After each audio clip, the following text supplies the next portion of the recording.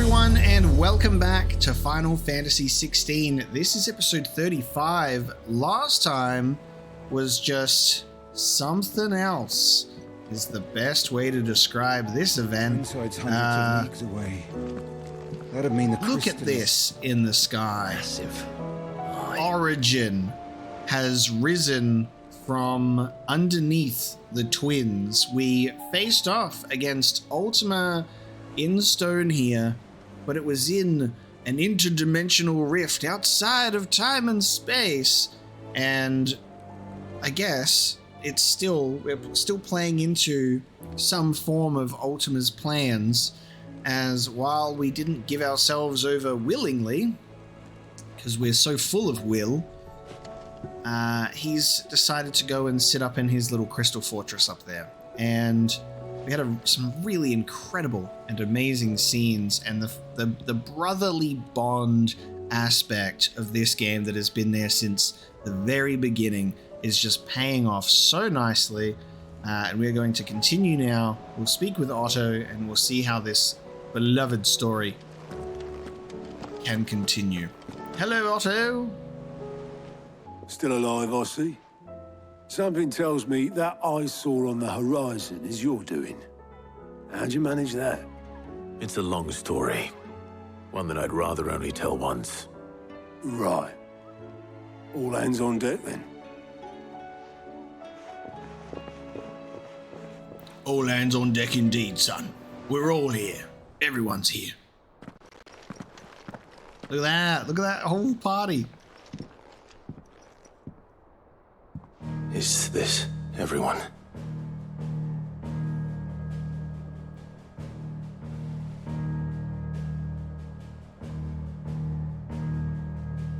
As I'm sure you've all guessed, the crystal which now commands the eastern skies was summoned by Ultima. He called it Origin. Though the significance of that name is as yet unclear. What does it matter what it's called? Its emergence tore Twinside asunder and wiped my homeland from the map.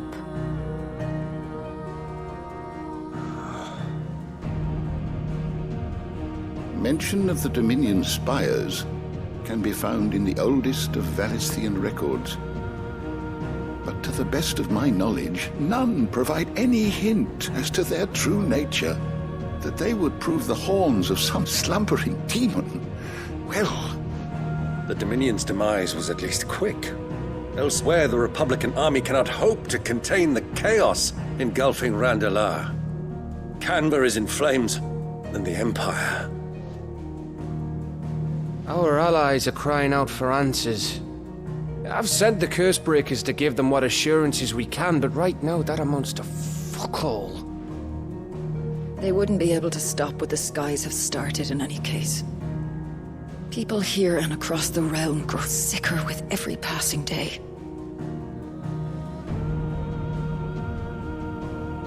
Could it be that this new mother crystal is like the others?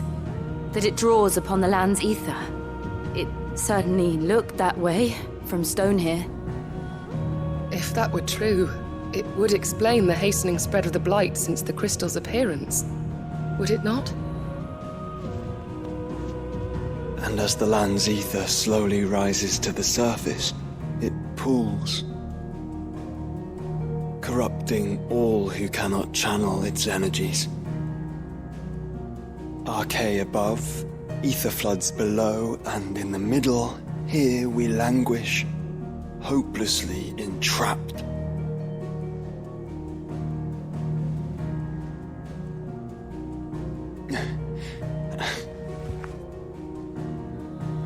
It's all right. When we faced him at Stone here, Ultima told us his true power quickens in the halls of Origin. Needless to say, we cannot allow that to continue. If we are to stop him, we will have to find a way into the crystal. How are we going to manage that then? It's up in the sky. And fast as she is, the Enterprise can't fly.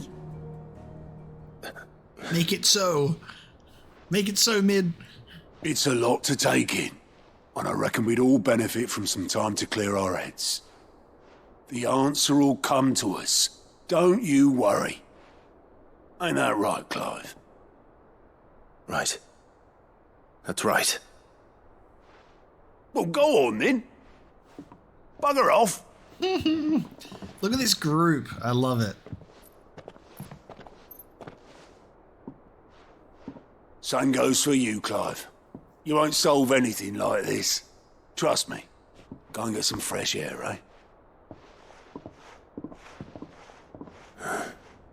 Thank you.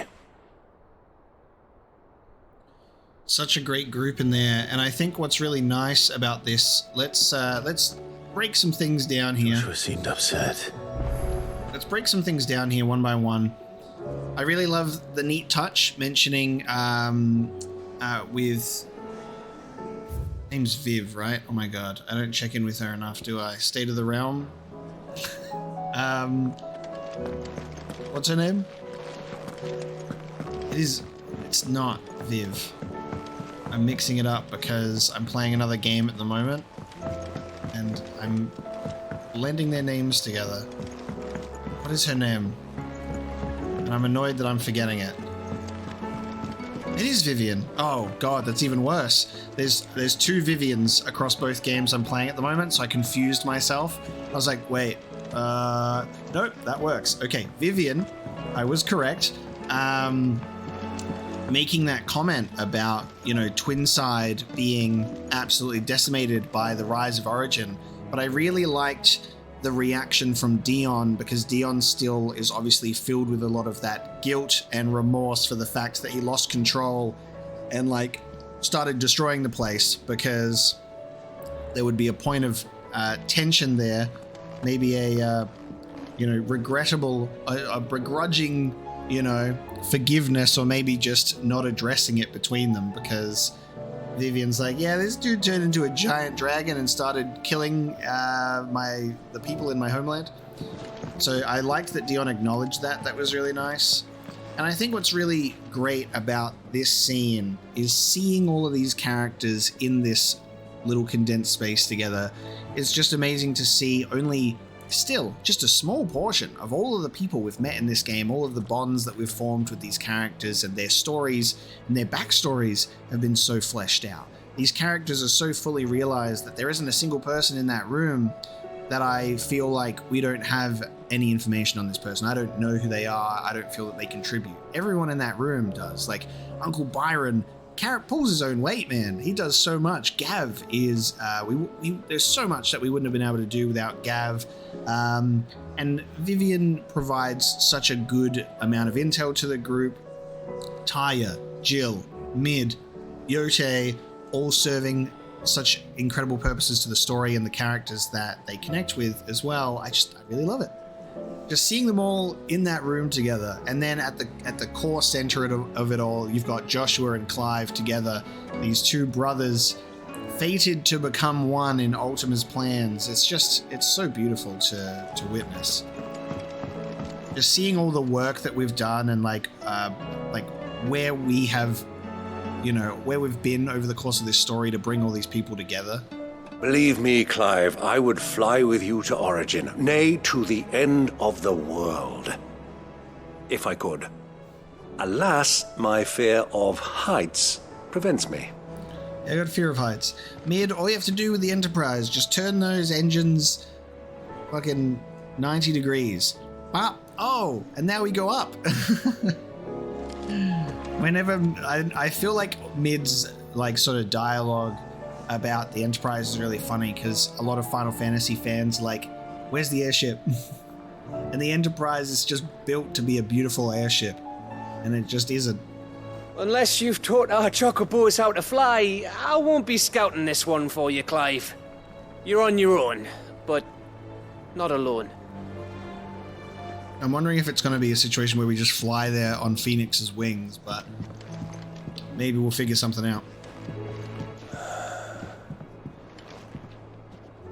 There is much to consider.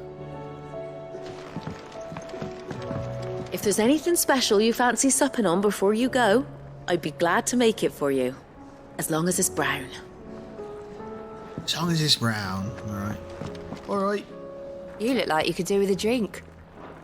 Oh, you're not leaving already, are you? Guess we should go see what's up with Joshua.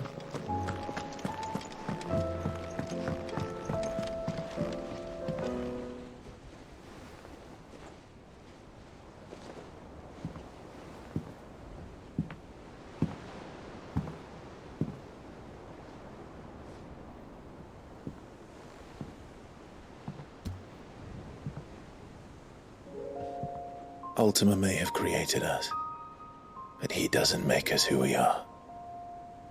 Only we can do that. And if he would have us fight for our survival, so be it. It's what we've been doing all along.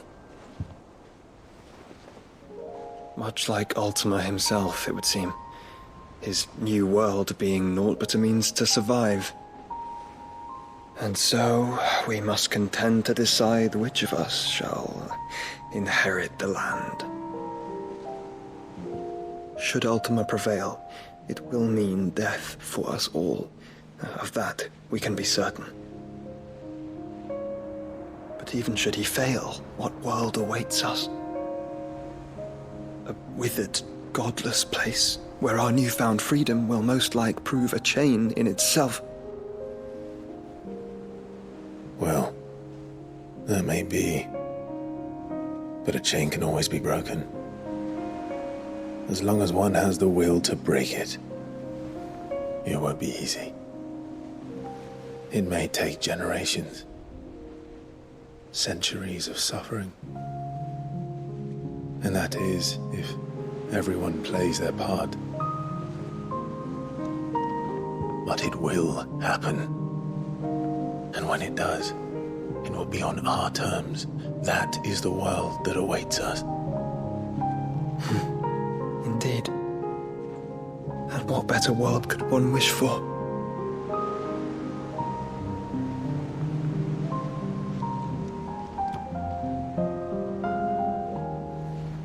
But first, we have to reach that crystal. Then it's a good thing I have wings. You can barely stand, let alone fly. And only the Founder knows what horrors await in those skies. You certain about this? Am I certain? I am the Phoenix. I will do what I must. This is our fight. Remember?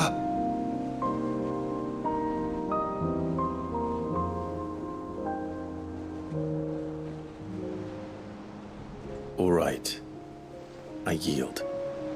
But only what you must, yes? Okay. I'm still your sworn shield. We flying. That you are. And what of my wings? Ooh. Lest you forget, you go to stand against a god. I would not have you succumb to fatigue before the fight begins. Ifrit, your brother mentioned that some few of the dominants who had lost their power to you were still able to prime. Is that true? It is.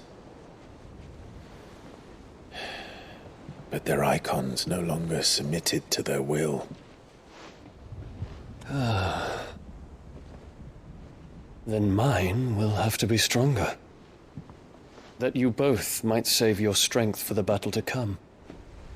You don't have to do this. If you do, there's a chance you might lose all you have left.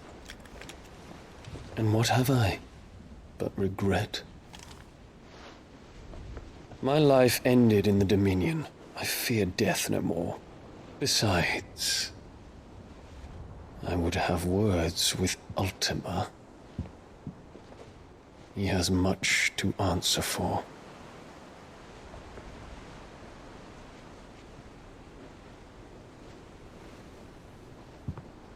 We are in your debt, Dion.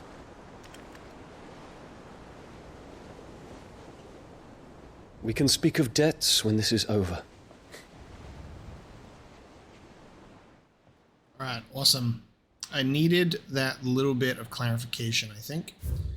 just pause for a sec, because I was thinking about this before, and I guess it is kind of obvious in hindsight, especially when that's said, but I needed the clarification, like, pushed in my face, because I was like, when Clive takes the iconic abilities, we've still seen some been able to, prime and semi-prime, and I was like, can they still transform? Has Jill lost her power completely? Did she give us everything or just a piece of herself, But then reflecting on that does actually seem quite clear that the only times we saw priming happen again after we took the abilities was with Garuda and Titan, and they went like fully insane. They were like crazy beasts, Garuda especially, and then Titan transforming into this giant goddamn thing and then going Akashic.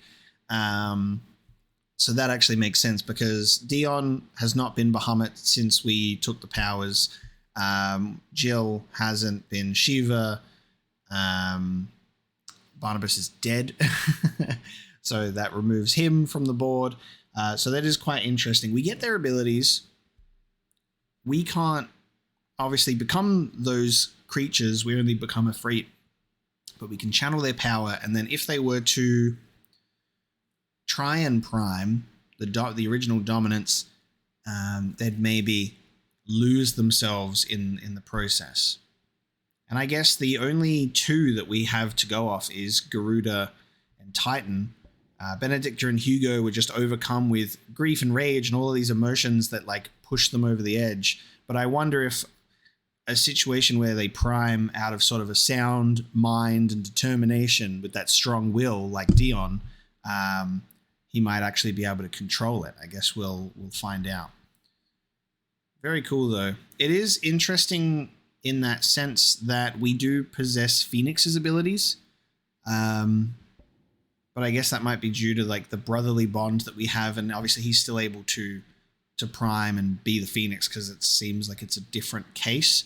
But we do also possess Phoenix's iconic abilities as well.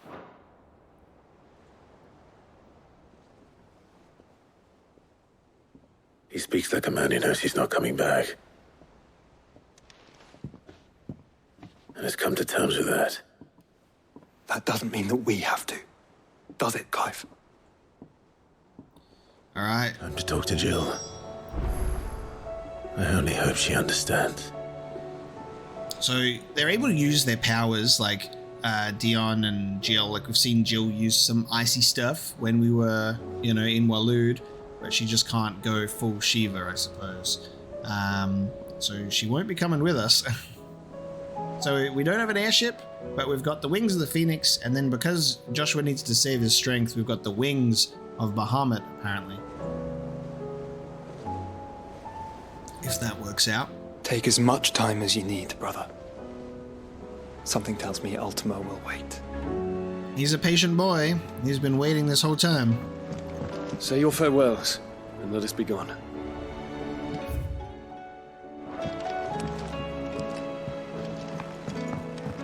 Do you think they'll come back? Of course they will. It's just a big crystal. How hard could it be? It's just a big crystal. Okay. Jill's in my chambers. Yes, I will just be retiring to my chambers, everyone.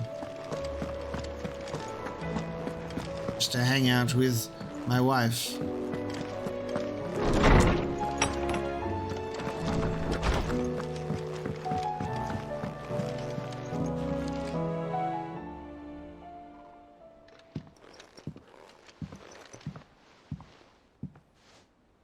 Come to wish on a star. That might not be such a bad idea. This is it, Jill. You know what I have to do. Why I have to do it. There's no turning back now. This is where our journey was leading us. Where it will end, for better or worse. I could pray to Metia for you. But you'll be all right, won't you, Clive?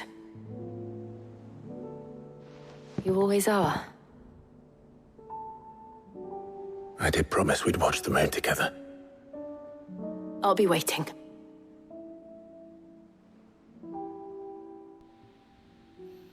They better watch the moon together when everything is over. I love that one of their first scenes was them under the stars. It's almost time. Better make sure I haven't forgotten anything. I'm seeing green. Oh, I'm seeing green. Anyone else seeing green? Oh my lord, I'm seeing green.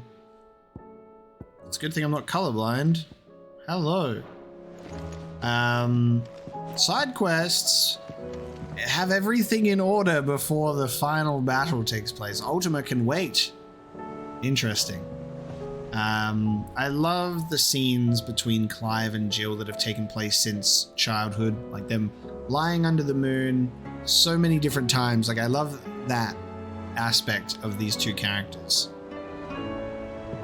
Clive, do you have a moment?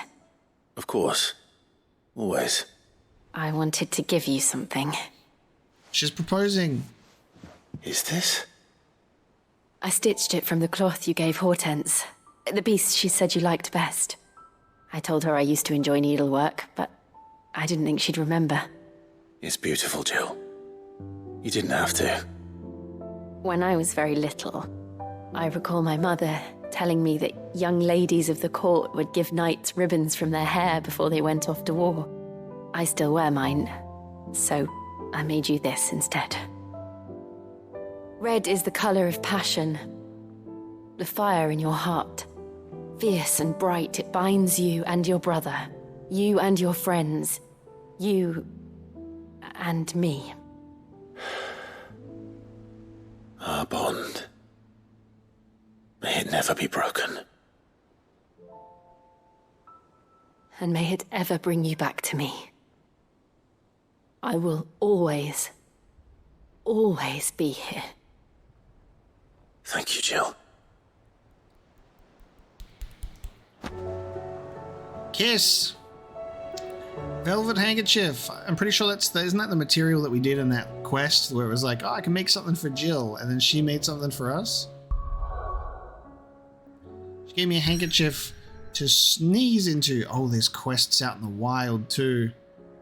Oh, there's not just quests in the hideaway, there's 3 out in the wild as well. Okay, gotcha. Tabor, Dalamil Inn, and Northreach. Oh, I already know what this one will be. This will be that follow-up to that quest that we did last time. Because when we did it, I'm like, this is begging for like a continuation. Origin. Oh my god, okay. Let me have a look at this item that we got. A small square of embroidered red velvet gifted Clive by Jill. Awesome. It's not time yet, is it? No, babe. We still got time to hang out. Somewhere in the back of my mind. I always knew it would come to this. It was only ever going to end this way, Jill. Either Ultima dies or we do. Yo, this is the first time that our character has spoken this way. The camera angle threw me for a loop. That's so weird. This is the first time that when we've spoken to a character with that optional dialogue, we talk back to them and it's not voiced. So strange. It was only ever going to end this way, Jill. Either Ultima dies or we do. I know. But I still don't think I'm ready for it, and the thought of what you have to do makes me want to cry. Then cry, shout, scream, laugh, do whatever you feel. Our feelings make us who we are, make us better than Ultima. Thank you. Clive. You couldn't even just say Clive? But a long time ago, I swore that only the stars would see me cry. And so for now? I'll save my tears until the clouds part and the heavens return. That was such a beautiful exchange of dialogue, ruined by the fact that I have to speak it. I don't have a Jill voice. And the lines that Clive said to Jill there were so beautiful. That would have made for a nice voiced cutscene dialogue, you know? But I really liked what they're speaking about here. It's so beautifully written. I love it so much that the line of dialogue is "Thank you, Clive." 3 words, and they only have her say "Thank you." And I'm like, she's said Clive a million times through this game. Just take a little MP3 snippet of the time that she said Clive and just put it in there and say, or just ask the voice actor to say, can you just say "Thank you, Clive"? Right. They pay their voice actors by the letter, dude. I reckon. Alright, good talk. I enjoyed... Oh, there's side quests in the missive list as well, isn't there? Yep. Side quest central before the end. In a mood. In case you hadn't noticed, your poor hound spends all his time of late on the rear deck whimpering like Gavin his coops. Something ain't right, and me gut tells me it's not to do with his supply of antelope bones. Heed Karen's request. Something's up with Torgal. What is it this time, Torgal? Torgal requests a super special Ultima belly rub so he can be happy again. In search of a lost tome. Reluctant as I am to add to your burdens, I would ask your aid in a personal matter, albeit one that may be beneficial to your cause. There exist ancient texts deemed so injurious to modern thought that mere possession is deemed a crime, and it was a chance encounter with one such tome, from a distance, that sparked within me the scholastic curiosity which burns to this very day. I wish to enlist your aid in reclaiming that text. Should you require further incentive, know that I am willing to offer compensation for services rendered. Compensation for services rendered. Guys, go look in the bottom left corner and tell me how much gil is on offer in this side quest.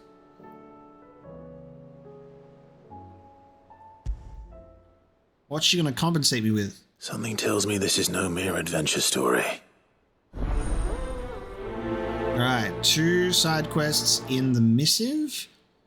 I always find it interesting when there are missive quests on the reading table from people in the hideaway.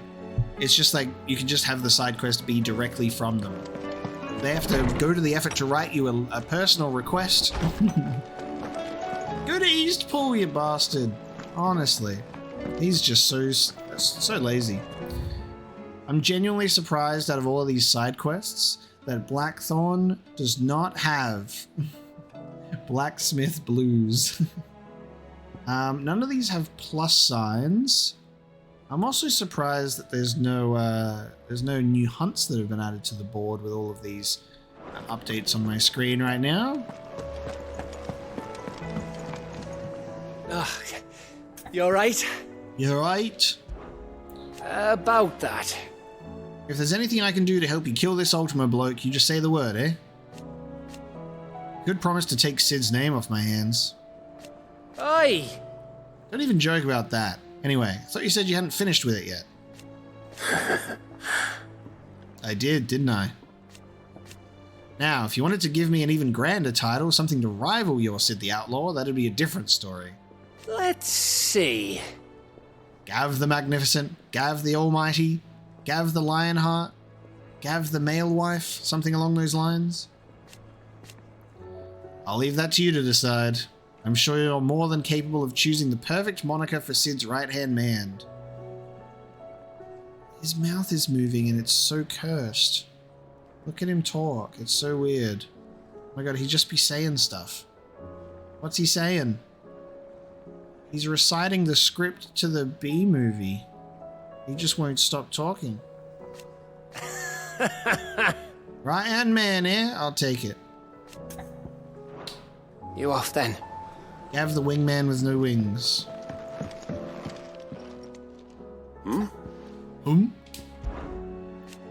You're set on this plan of yours, then? I am. Huh. You never were one to shy away from a fight.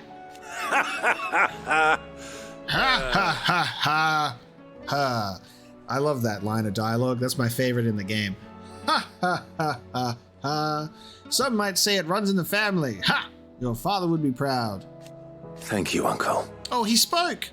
I know he'll be with us up there. As for down here, you may take comfort in the knowledge that the realm will be in my capable hands until your return. Ha ha ha ha ha. Indeed. Clive, my boy! Rutherford informs me that we owe you our thanks. Hadn't intended for you to get involved, but such are the times we live in, huh?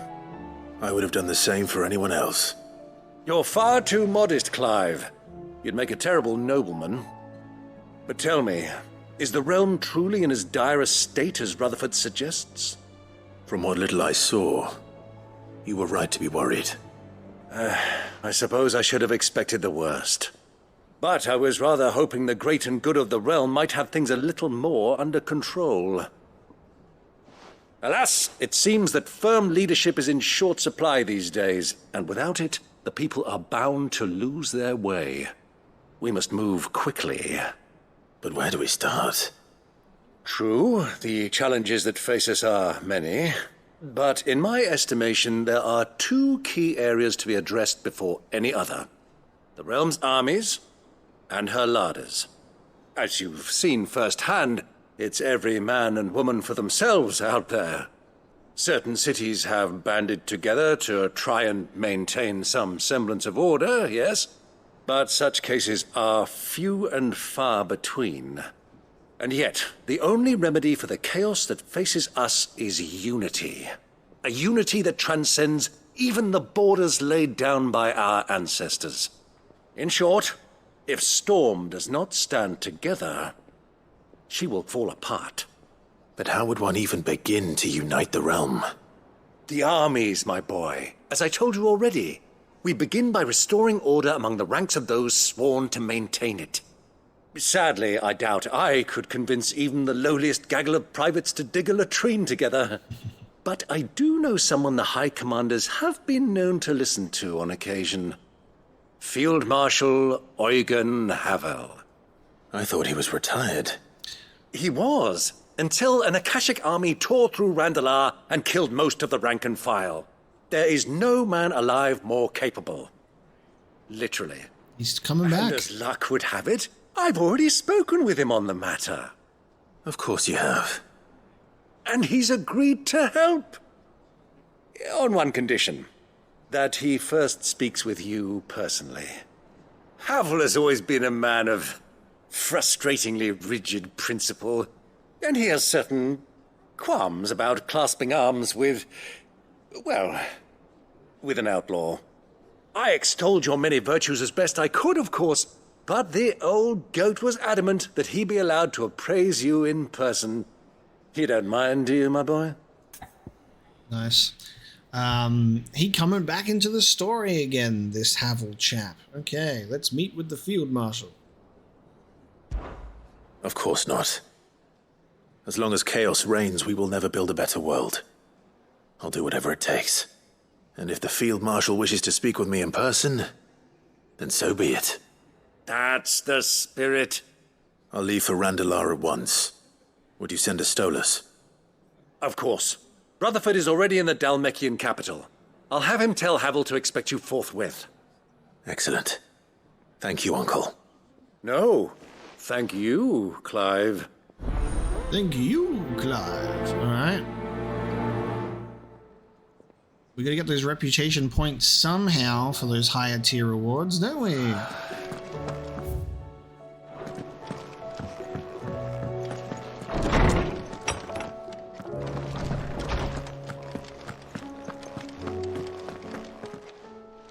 Good morrow to you, my friend.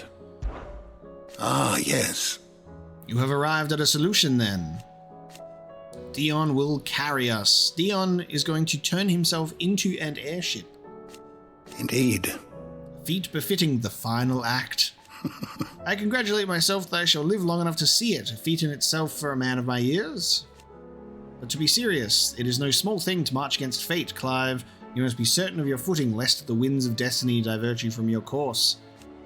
Are you certain of your footing, Clive? I am. Then go. Do what you must. I have a few new notes that might interest you. A few new notes. Oh, look how much that just went up. If you have a question for me, Hell I should yeah. be happy to answer it. Just went up by so much. Kashyyyk is updated. Ultima's casting of Primogenesis turned many of mankind directly, gifting Barnabas his Akashic army, and with the despair they wrought, he sought to strip the wills of the rest, making them, in his eyes, pure. Pure. You are always welcome, Clive. It's weird that that came now. Right. Let's see. Who else needs a speaking to out here? Joshua has a quest. The hour fast approaches. My decision is made. I shall carry you and your brother to Origin, that the Lesage name might live on in honor, not in infamy. Even if I should not.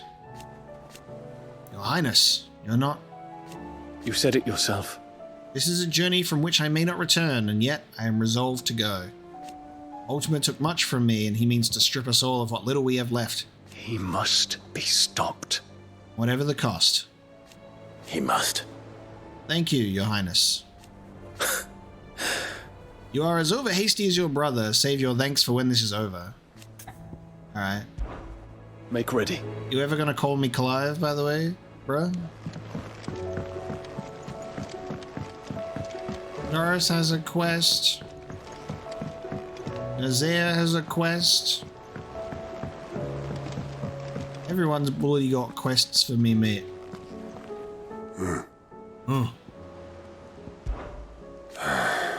No one round here is bold enough or daft enough to say I'm fit for the knacker's yard, but I'm sure as hell ain't getting any younger. Might be time to take a step back. Let the fledglings spread their wings. Young Gout's as bright as the inside of a barrel, but his heart's in the right place, and his constant failures never seem to dim his spirits either. Reckon the same might have been said of me when I was his age. But if it weren't for Sid... Giving me the room to fall and a hand to help me up again, I would have never have changed. It'd have been the Gouts leading the Gouts, Clive, assuming we've made it this far. Trust you to go and pick a fight with a bleeding god. I didn't sign up for all this excitement, you know. No. Sid did say the higher-ups wouldn't be too happy about us trying to change the world. Ah, you got me there. And it ain't as if I have anything better to do, so no more lip out of me. But it's that lip that keeps us on our toes, Otto. Is that right? Well, I better start looking for something else to moan about then, hadn't I? I'll be here if you need me. God, I just have Gouts. How you doing? In my head permanently whenever I look at him. How are you doing? Nearly collapsed back there. It's just a touch of the vapors. I'll be fine.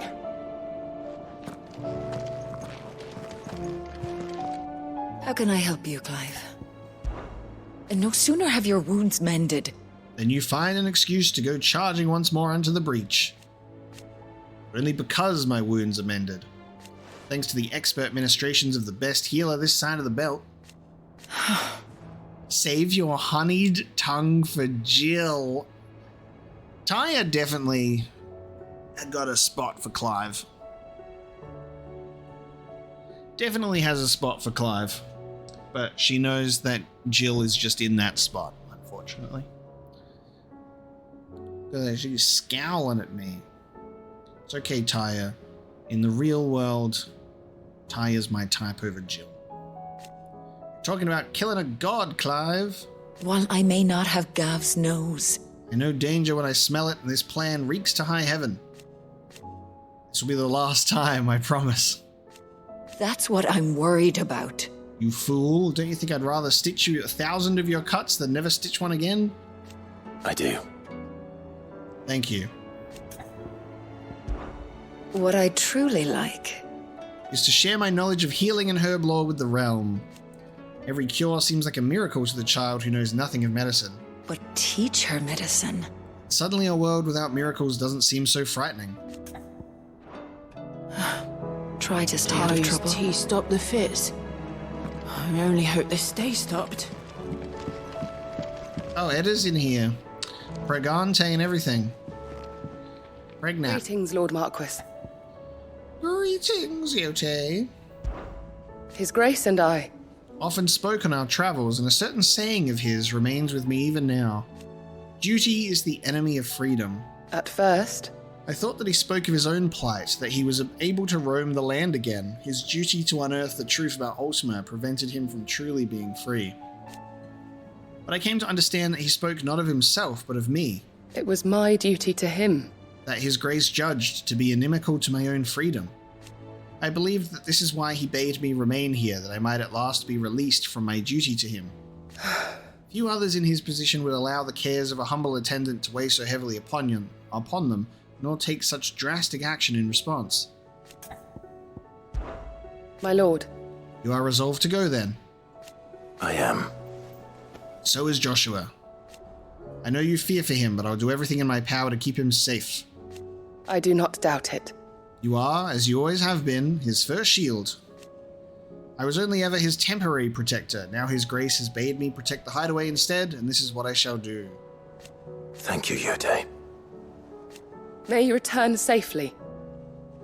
To us, my lord, both of you. God, imagine if Clive said... May the Firebird's flame burn ever in your heart. Thanks. Imagine if Clive only said, thank you, without adding the Yote on the end. Who's the hopeless romantic into this time? She changed her clothes. She keeps just, completely changing. All this time, my heart has wandered hither and thither in search of the perfect companion. When all along he was here, standing right beside me. Oh, it's me. All the one who keeps talking to you. My heart has wandered hither. It's me. Couldn't have been easy for her making the journey from Ash. What with her belly so fat? Oh yeah, I forgot to talk to the pregnant lady. I forgot to talk to woman with child. I was literally right next to Yote. I went, there's a pregnant woman. And then I turned around and went, I've completely forgotten about you. Hiya. Thank you, my lord, for taking me in. Everyone here has been so kind. It reminds me of home. Good talk. Hiya. Alright, what else we got going on? We're picking up all the side quests before we head on out. The kids... What do you think happened to Miss Middledole? I heard she was kicked out of the university.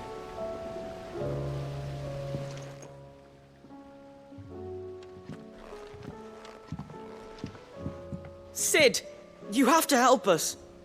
With what? You didn't take apart another of Mid's contraptions, did you? No. Well, yes, but that's not what we want to talk to you about. It's Miss Middledole. She's been acting strange. Very strange. She's barely ever around. And when she is, she acts like we aren't even there. Her head's in a crowd. In the clouds.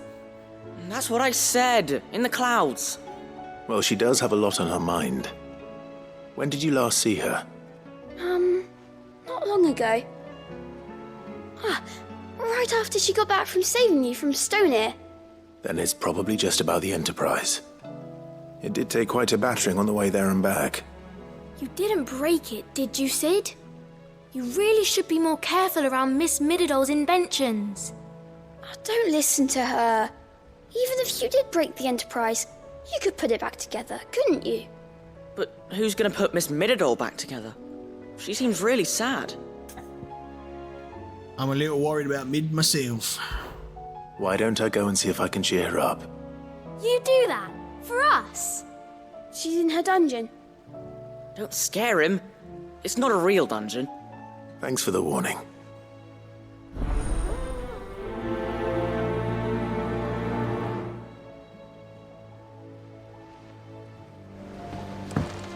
Miss Shirley says we're not allowed in the dungeon.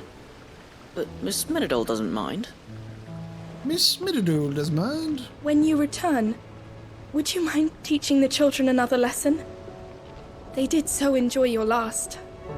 Whatever should I write next? A love story, perhaps? But with a happy ending, of course.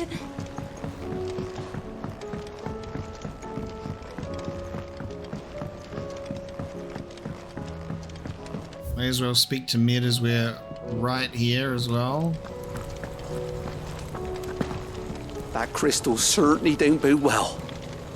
For just think of all the secrets it must hold. Here, if you're planning on going up there, you could bring a bit back for me, could you?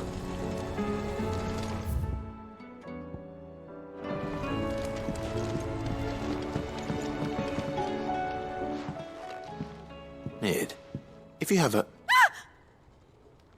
That's it! I knew it! The answer was right here under my arse all along! If this doesn't steer to the skies, nothing will! To the skies? You aren't trying to give the Enterprise wings, are you?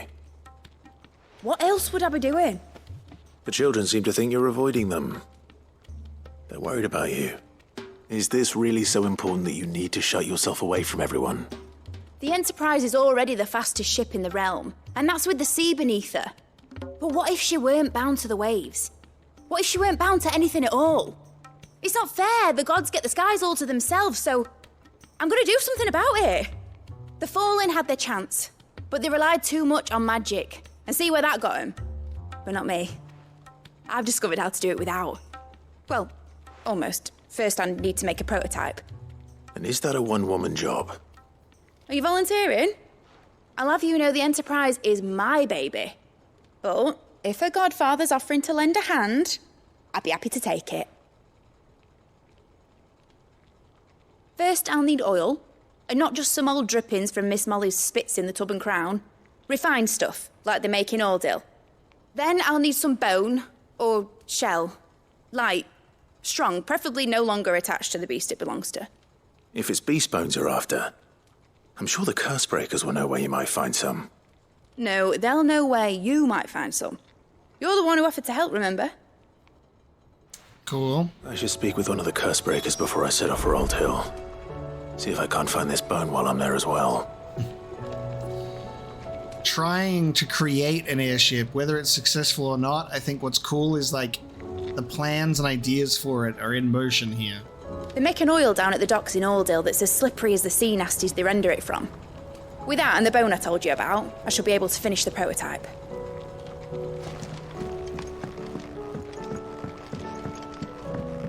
Lovely. Alright, Litany of Errors. Little mentioned a new project yet. It's like... It is underneath, but I was getting lost. Like, can we get down the back here?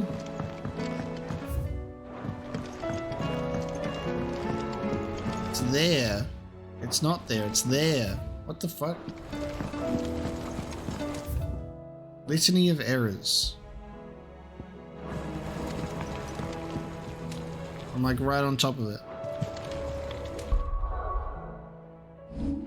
We don't have it. Yeah, we don't have it.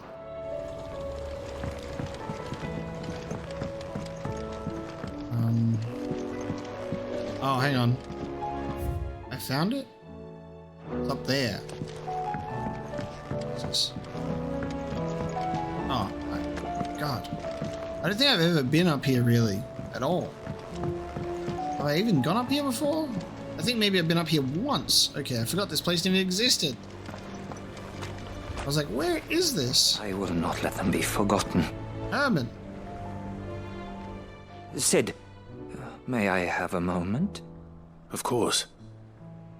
It is an honor to finally speak with you. My name is Herman. I've been with the Cursebreakers for some time now, and I wish to be deployed to Ash. Any assignment will do. No.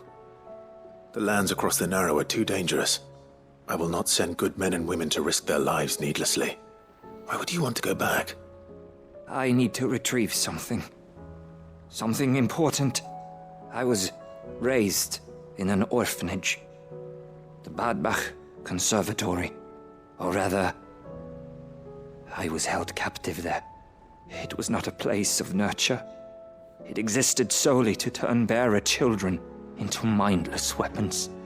We were tortured, until we feared no pain. Tormented until our hearts turned to stone, and few ever survived long enough to become tools of the last king. I can't imagine. I lost so many. I can't even remember all their names, but they must be remembered. They cannot fade away, faceless and forgotten. The Institute was run with military precision. Every child measured, every name recorded, every death logged with meticulous care.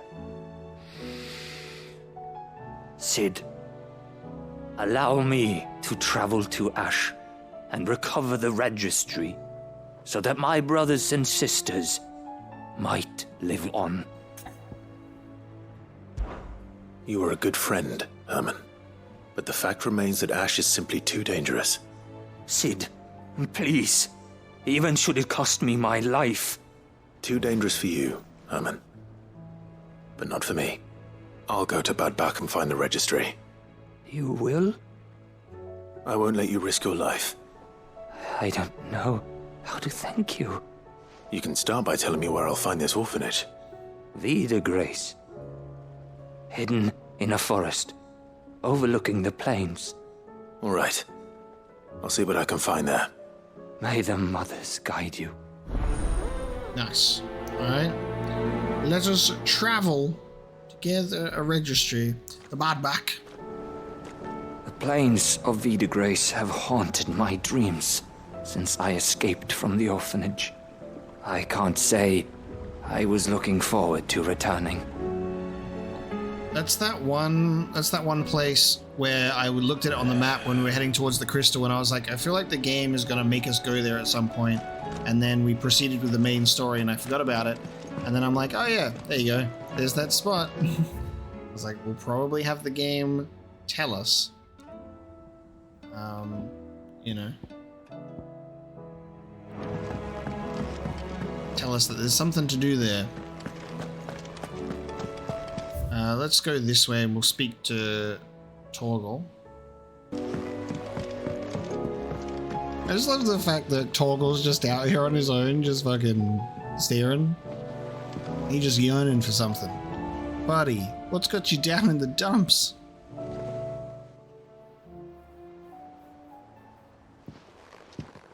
Pining for something, boy. What is it? What do you see out there?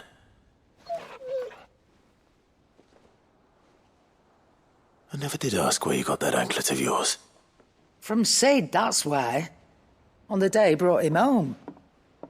That long ago? And you're only thinking to ask this now? Cid saw that the pup had a habit of gnawing on his leg, since you ask. Clap that there iron on him to keep him from doing it. What was wrong, boy? I'll take like as not.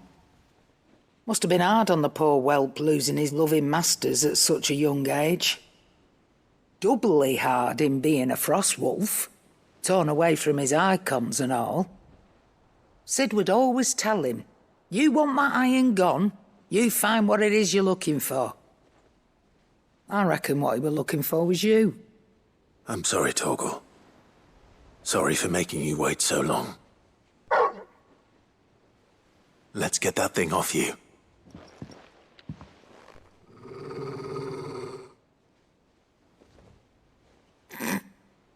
Doesn't sound like he wants it off. Indeed. You miss Cid as much as the rest of us, don't you?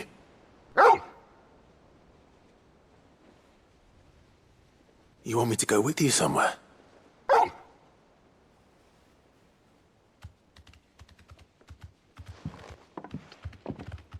Quick, aren't you? Glad you've been paying attention. Not nearly as much as you have, Lady Karen. Aye, good thing and all. It's not like Gav would have kept him in nuts and rubbed his belly these past 10 summers. Your kindness is appreciated. You've been a good friend to him. Only because he doesn't talk back like the rest of you. Go on now. Right, an adventure with Torgal. Where to then, Torgal? An adventure with Torgal. Where are we going? Follow him. Okay. Follow Torgal. He's literally a dream dog where, you know, we can't really understand him, which is a bit of a shame. I wish we could understand him more. We know that he does affirmative barks, but he can understand us whenever we say things. He is very receptive to it, you know? What you will. Lady We need a Karen dog seen like that so I can ourselves just haven't talk gone to them and they're like, I understand what you're saying to me. I love Torgal. I wish I could go up there with you. It doesn't seem right, leaving everything up to you three. It's hardly everything.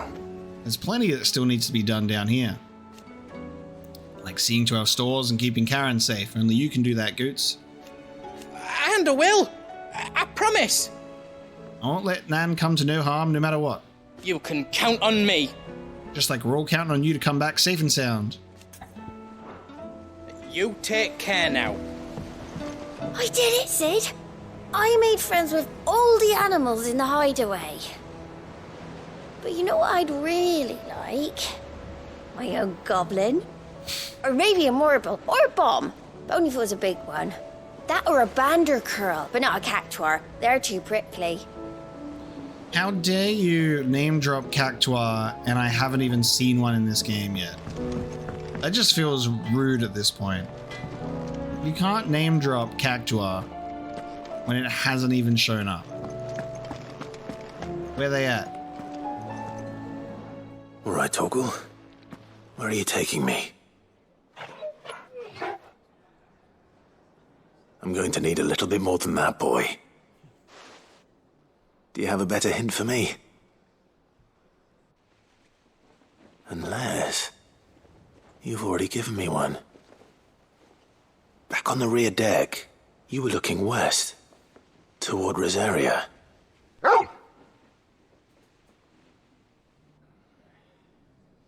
Why don't we try the rookery?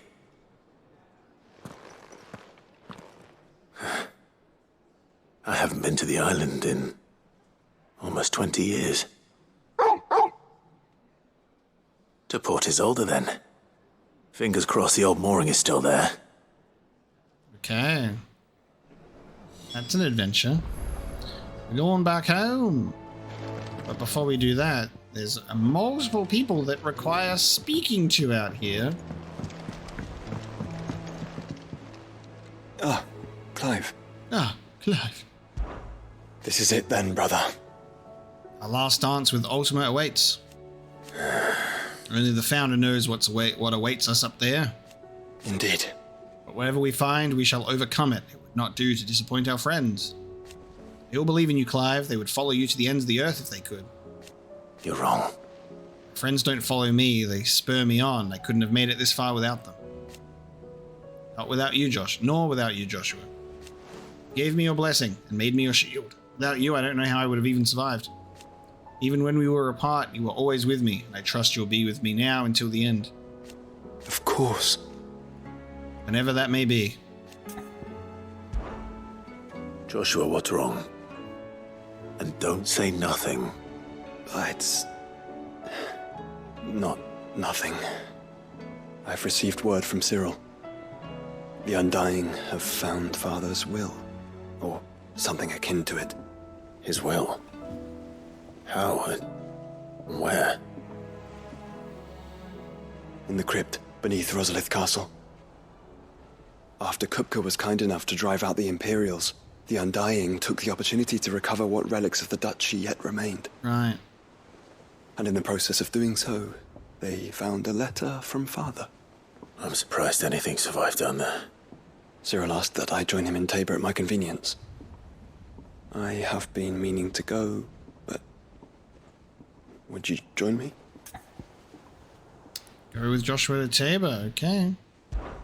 Of course. I want to know what's in that letter as much as you do. Very well. I am ready to leave when you are. Where there's a will, and it's not talking about our wills, it's talking about a death will, okay. Interesting. A couple of curse breakers need some assistance. Sid, Do you have a moment? By all means. It's my old master. Seems there's no escaping her. She found some way to send me a letter. And something else. Records from a Waluda prison. Seems they were keeping a lot of bearers there. How did she come by such a thing? Finding bearers always was her strong point. And it seems the cells of Balmung Dark are full of them. Foreign captives, the masterless. Bearers no one would miss. And even better for her, bearers with no one to look after them. When ether started lapping at the walls, the jailers fled. Leaving the bearers to be liberated by whoever happened to come along next. Sid, I'd like to believe that I've earned your trust by now. And while I'm well aware that you've forbidden Cursebreakers from traveling to Waloed, I can't let those bearers die in their cells. I'd rather risk shipwreck on the Shadow Coast than leave them to starve.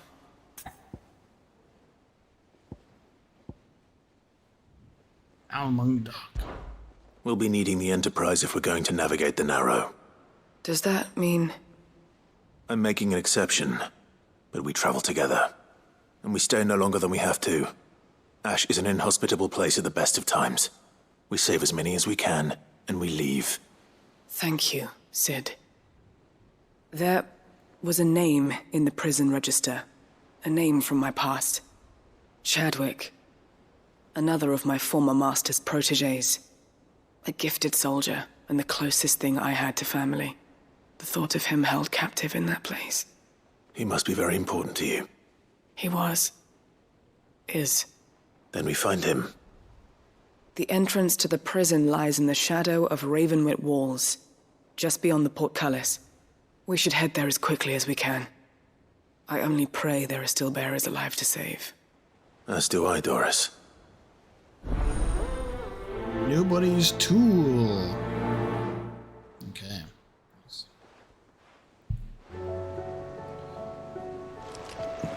How long has it been since the jailers of Balmung abandoned their charges?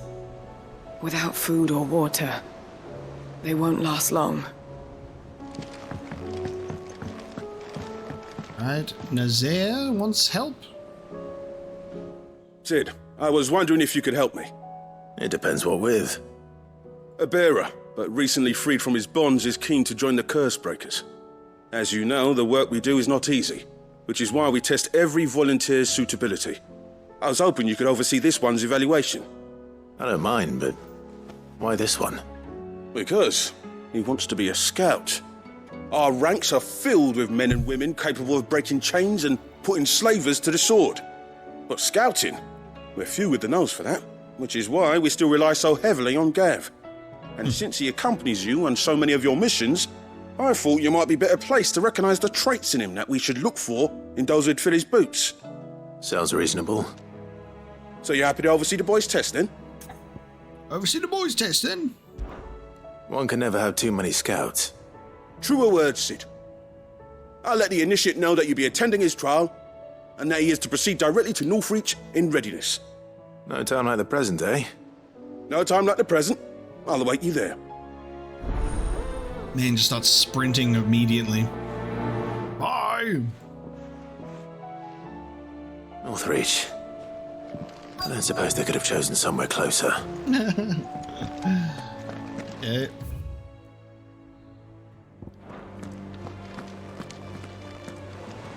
If you've got something to ask, I know you'll do right by us, Clive. All right, Sid. Come to buy us around, have you? Only if you earn it.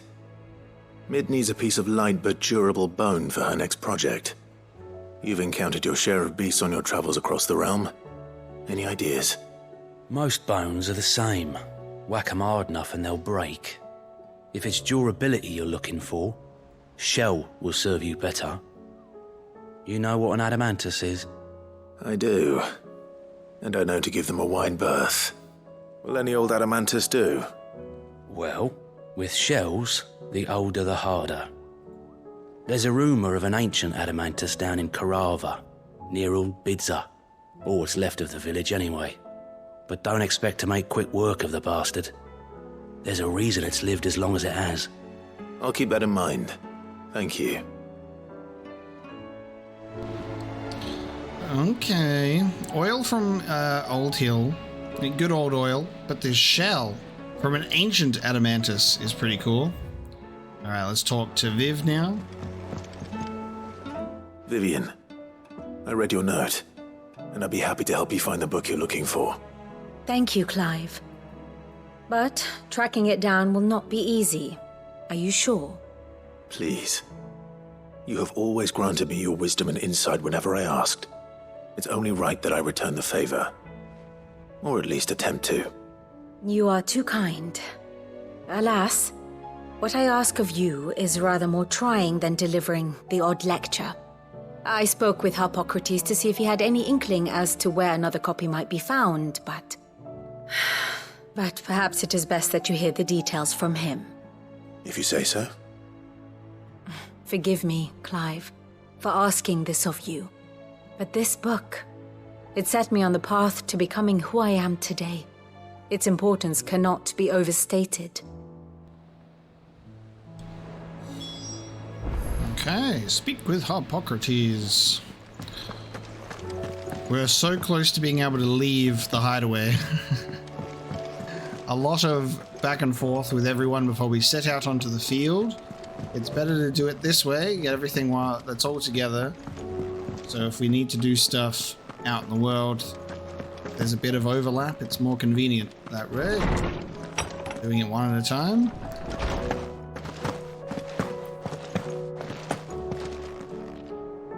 Ah, Clive, my boy. What a pleasure it is to see you. Harpocrates. There's something I need to ask you. I've been charged with locating a book called From a Distance. Then you seek a rare gem indeed. One whose name I had not thought to hear from your lips. You've been talking to Vivian. Right as always. But she didn't seem keen to tell me very much. I take it she didn't like what you had to say. And yet I gather it did naught to dissuade her. Clive, if the young professor has tasked you with obtaining a copy, I fear she asks the impossible. The executors would not allow it. The executors? Coveters of Secrets, a clandestine organization committed to the collection and intenebration of forbidden texts and technologies. One such text being the tome Vivian seeks, chronicling as it does the true history of the enslavement of bearers, a tale which could overturn the established order were it ever to become widely known. Or, so rumor has it. I've never actually read the thing, or even set eyes on it for that matter. How is it that I haven't heard of this organization? Why, secrecy is the executor's watchword. They lurk in the shadows, emerging only to seize that which must be seized, be it books, inventions, or people, before disappearing again, leaving nary a trace. Which would explain why Vivian's copy was snatched from her grasp not long after she found it. By the hand of the executors, yes. But what drives them? Self-interest or ideology? Fine question. Sadly, all that is known of the executors can be recounted in a single breath. You may just as soon ask me of their origins, numbers, or the identities of their leaders. Any answer I give would be pure speculation. Then my hunt was doomed from the first. What was Vivian expecting? That I'd pluck it from thin air? Not from thin air, no. From ash. Rumors of the executors are rife among the scholars of Storm, but rather less so across the strait. I have a friend. Well, I had a friend in the village of Garnick, a collector of rare tomes, upon which subject we would oft correspond. Alas, I have heard naught from him since the skies fell dark. And no doubt he, too, has turned. But, though he did not mention it by name, it is possible that a surviving copy of From a Distance yet rests upon one of his many shelves, quietly awaiting discovery. If you were, by some chance, able to save even a single book from the poor man's library, I know his soul would rest easier. Very well. When I next find myself in Waloed, I'll be sure to pay Garnick a visit. Yes, we killed everyone in that town, which means we've probably killed Tome's friend, who had turned to Kashyyyk. Very interesting, actually. I think it's something that's really nice to think about is the fact that there are these twin continents, right? And we've got one that is very heavily like populated and occupied, and like a lot of things have been like destroyed, whether through like war or covering things up. But it's different on Ash because that was all just Waloed, and then they lost a Mother Crystal and they just have complete control over it, give or take the orcs. But that means a lot of religious structures were intact. We're able to see things, a lot of different texts or information about, you know, even Ultima and that religion is all over there. Just a very different thing. All right, so we've got a quest over in Waloed. And that's not all, is it, lads? That's not all, because there's side quests out into the world here.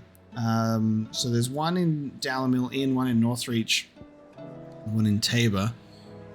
Oh, a sea of green. A sea of green.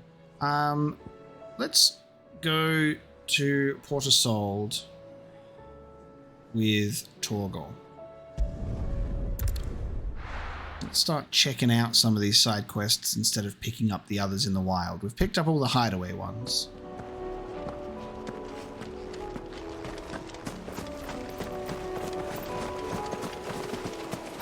Joshua's with us too. Very interested about all these side quests because all of them feel very like personal to each and all of these characters. So they don't seem like wasteful side quests that we're just getting spammed with right before the end. It does feel like a lot to take in, but if there's one thing that can be said about the quality of side quests in this game is they started off quite poor, but they have definitely just continued to improve and improve and improve, and the stories have much more sort of connective tissue to the overall story and characters. So I think of them less as like meaningless side quests or fetch quests and more of just like good character quests for all of the people that we know. We're no longer doing the deliver 3 plates of food to people type stuff. It's like actually dealing with character motivations and their history and their backstory, and that's something that I appreciate. Time to board the rowboat to head over to Destiny Islands. It's still here. After all these years. A lot smaller than I remember. And you're a lot bigger. You might have to swim, boy. Torgal does not understand jokes.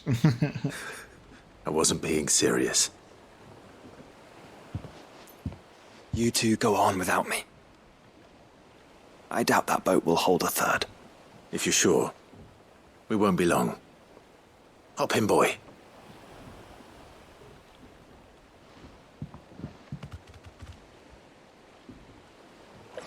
Get Mid to attach an engine onto this bad boy. Create the twins' first speedboat.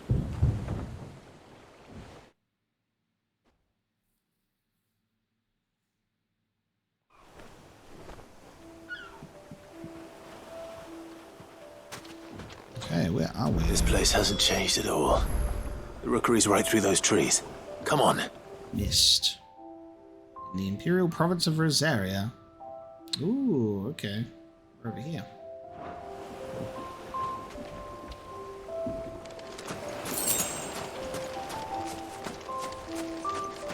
Race you there? I bet I could still beat you.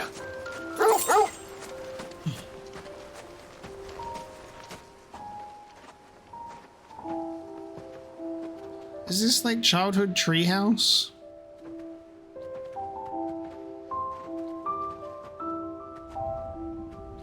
Here we are. This was our hideaway. Wasn't it, Torgal?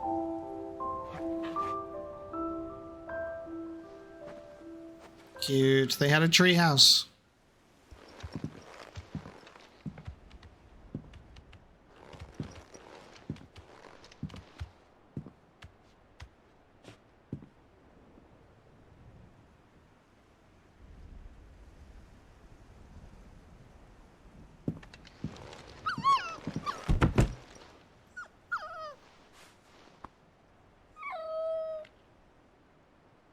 Coming here helped me to forget who I was. Or wasn't. Prince, shield. Son his mother could love. Had I been any one of those things? Perhaps.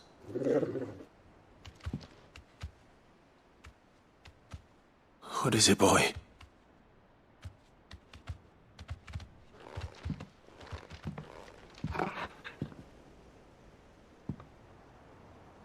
This is all from the castle. In Phoenix Gate. Did you bring these here?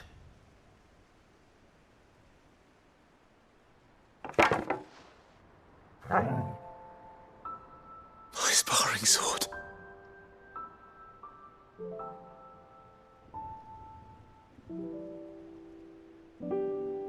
Well. You never stopped looking for me, did you, boy?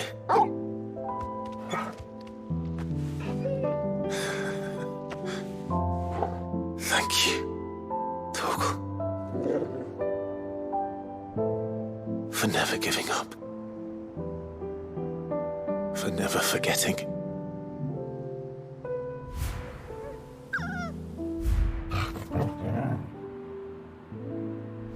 Game's gonna make me cry over a dog again. Every time. Let's take this with us, shall we? So I don't forget either. I'm glad I'm crying over a dog for a good reason and not a bad reason. Torgal, best dog companion of 2023. Oh my god, that's so wholesome.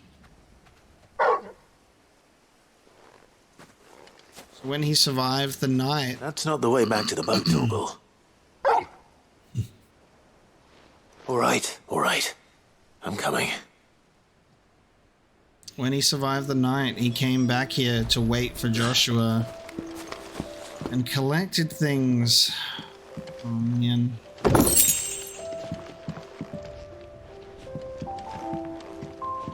That's so sweet. It's the Soul Reaver. Alright, let's have a look. That sparring sword is gonna get added. That'll get added to my memento. Memorabilia wall. It'll actually be a requirement for the ultimate weapon.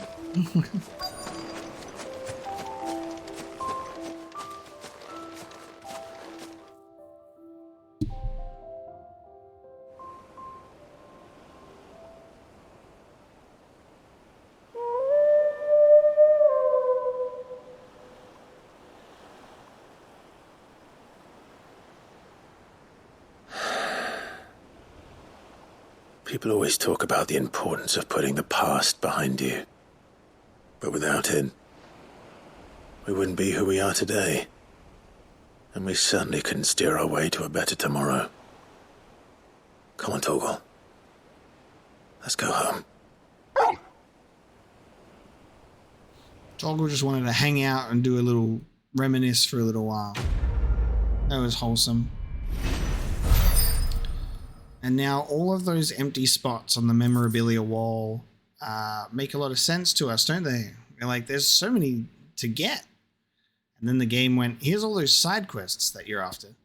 Clive's old sparring sword salvaged by a faithful friend in the aftermath of the Ironblood invasion 18 winters past. Remember, Clive, your blade is not your only weapon.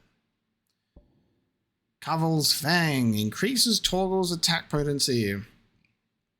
Even a legendary king, surrounded by the realm's greatest knights and blessed by the very heavens, would have found himself hard-pressed to unite the warring tribes of ancient Valisthea. Fortunately, he had the help of his fine and trusty hound, Caval.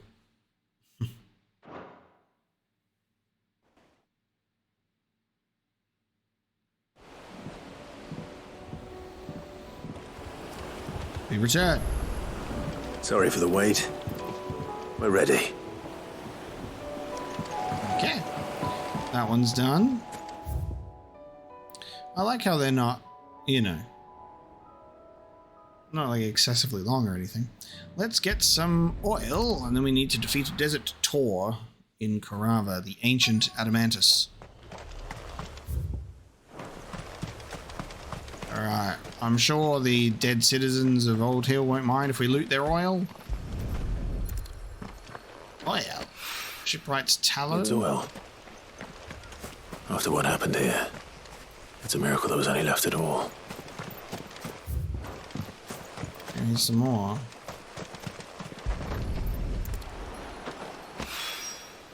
This should be enough. Oil.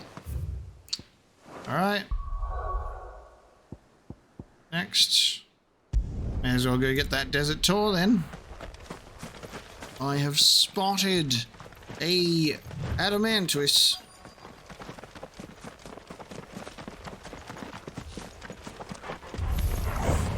It looks like we found him.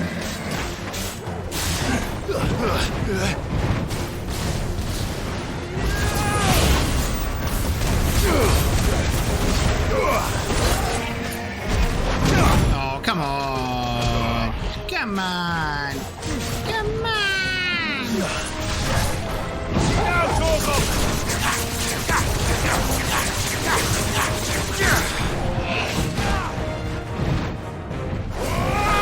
Too slow.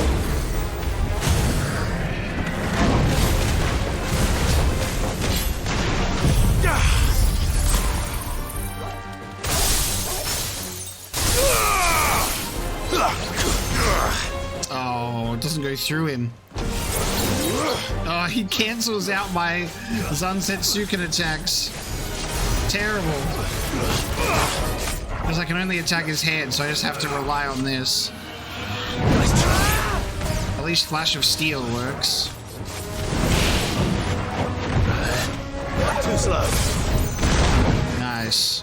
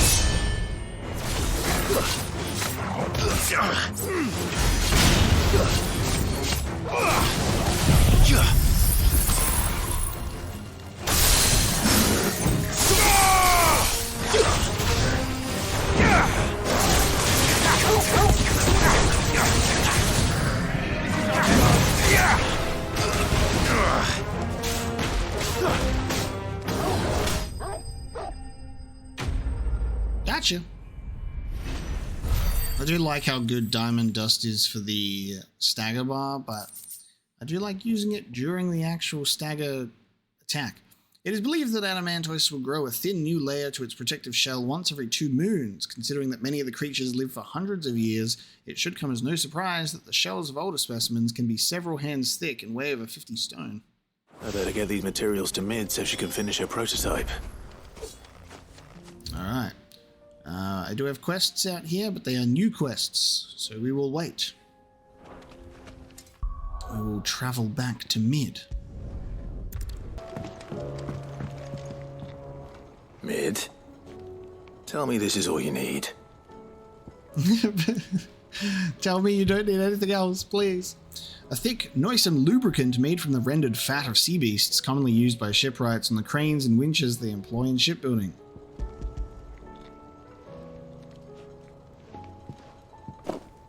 Aw, you make it sound like I asked you to save the world or something. Tell me this is all you need. It's most of what I need. After you left, I went over the figures again, and I realised I'd forgotten a 1 and a 0. And a cogwheel. Just a tiny one. Though, that's the problem. Gears that small are a bastard to make, and I may have lost the one Blackthorn spent a fortnight toiling over. wait. The children. When they took apart your scales, there was a tiny brass gear. Now that I think about it, they didn't use it when we put the scales back together. The young'uns? But why would the... You know what? I don't want to know. I'll keep working on the model. You go and find that cog. An excellent callback and attention to detail from that side quest is that we didn't identify the cog and went to put it back, and the kids were like, "Huh, I didn't put that back in there." And I love that there is dialogue that has Clive going, they didn't do it, and like changes in the middle of it to be like, "Yeah, the kids didn't put it back together with the cog." And I just think that's a really, just another moment to highlight just how good the focus is on dialogue in like English. There are like just all of like these things that like feel so great in terms of translation. They've been doing such a good job lately in terms of Final Fantasy XIV, 7 Remake, and 16 just feels great. And I think obviously because we know that English voice acting was sort of in mind and the focus for this game, it just really lines up a lot. There was a bit of an issue in terms of Final Fantasy XV's voice acting because the personalities can change sometimes, and that was something that happened with 15. Ignis had almost kind of like a conflicting and a different personality between Japanese and English, which is quite interesting because it's all about the tone and how you say those lines, I suppose, that can change everything about a character. Kids, where's the gear? Is Mid still hiding from us? She wasn't hiding. She's fine. She's just busy working on her next project. A new invention? What is it? What is it? Is it an airship? I bet it's an airship! Do you think she'll let us help? That just so happens to be why I'm here. She needs something special, something only you three can provide. A brass gear. A tiny one. One that might fit on, say, a set of scales? Oh, the one you forgot! We remember! We saved it, just in case. It's in the bag of bits. The one you forgot. Since your lesson, we've been disassembling, then reassembling everything we can find. All the pieces that are left over, we keep under our beds, just in case. That's good to know. Look. They keep building things. I found it. And then somehow it's together, but then they have leftover parts, and they're like, "Oh well." Is that all? Just the gear? We have more parts if Mid needs them. That's all for now. But I'll let Mid know about your hoard. Just in case. Thanks, Sid. Just be careful not to dismantle anything important, kids.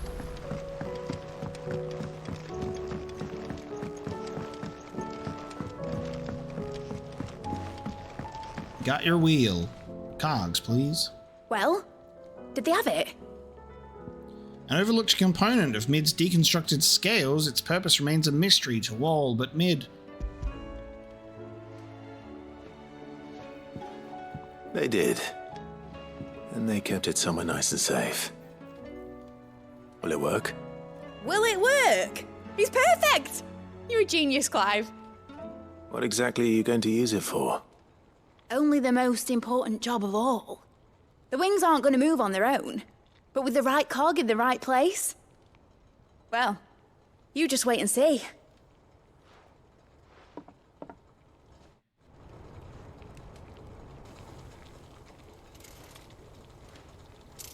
That should do it.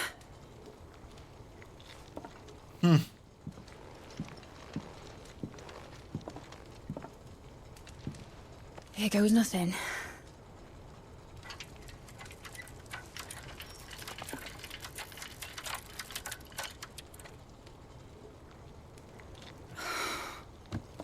Titan's tits. Titan's tits. Titan's balls. Wasn't supposed to fly, was it? Of course it was supposed to fly. Wouldn't be much of an airship if it didn't.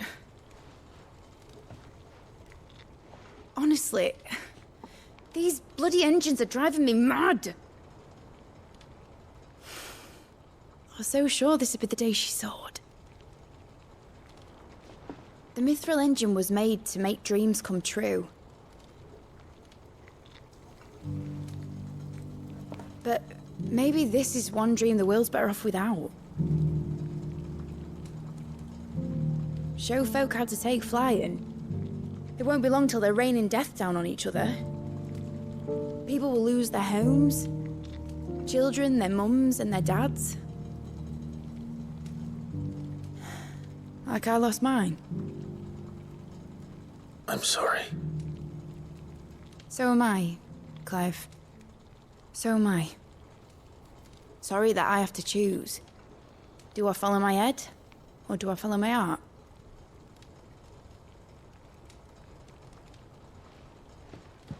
Good question. The first time I stood on the deck of your ship, felt the wind in my hair. It was like I was flying. But imagine how it would feel to actually do it. My dad always said there were two ways of living life. Chasing a dream or shuffling to your grave. And he were right. Right about a lot of things. Not that I like to admit it. People need dreams to chase. Especially in a world like this.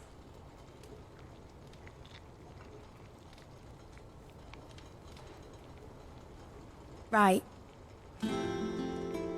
When this is over, I'm gonna take all my Mithril engines to Zemeckis and sling them over the edge. I won't have my dream end up turning into someone else's nightmare. But all that hard work... All that hard work will not be used for war, Jamie. But it ain't like it'll be gone. Tell me, Clive, have you ever been on a treasure hunt? Not since Joshua and I were boys.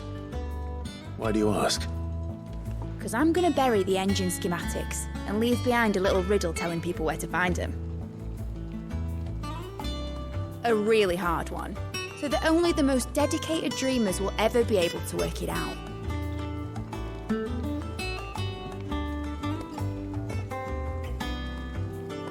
Ooh, I can picture it now. Some daft general squinting at the words with a gormless expression on his mug. Like that one, yeah. Right.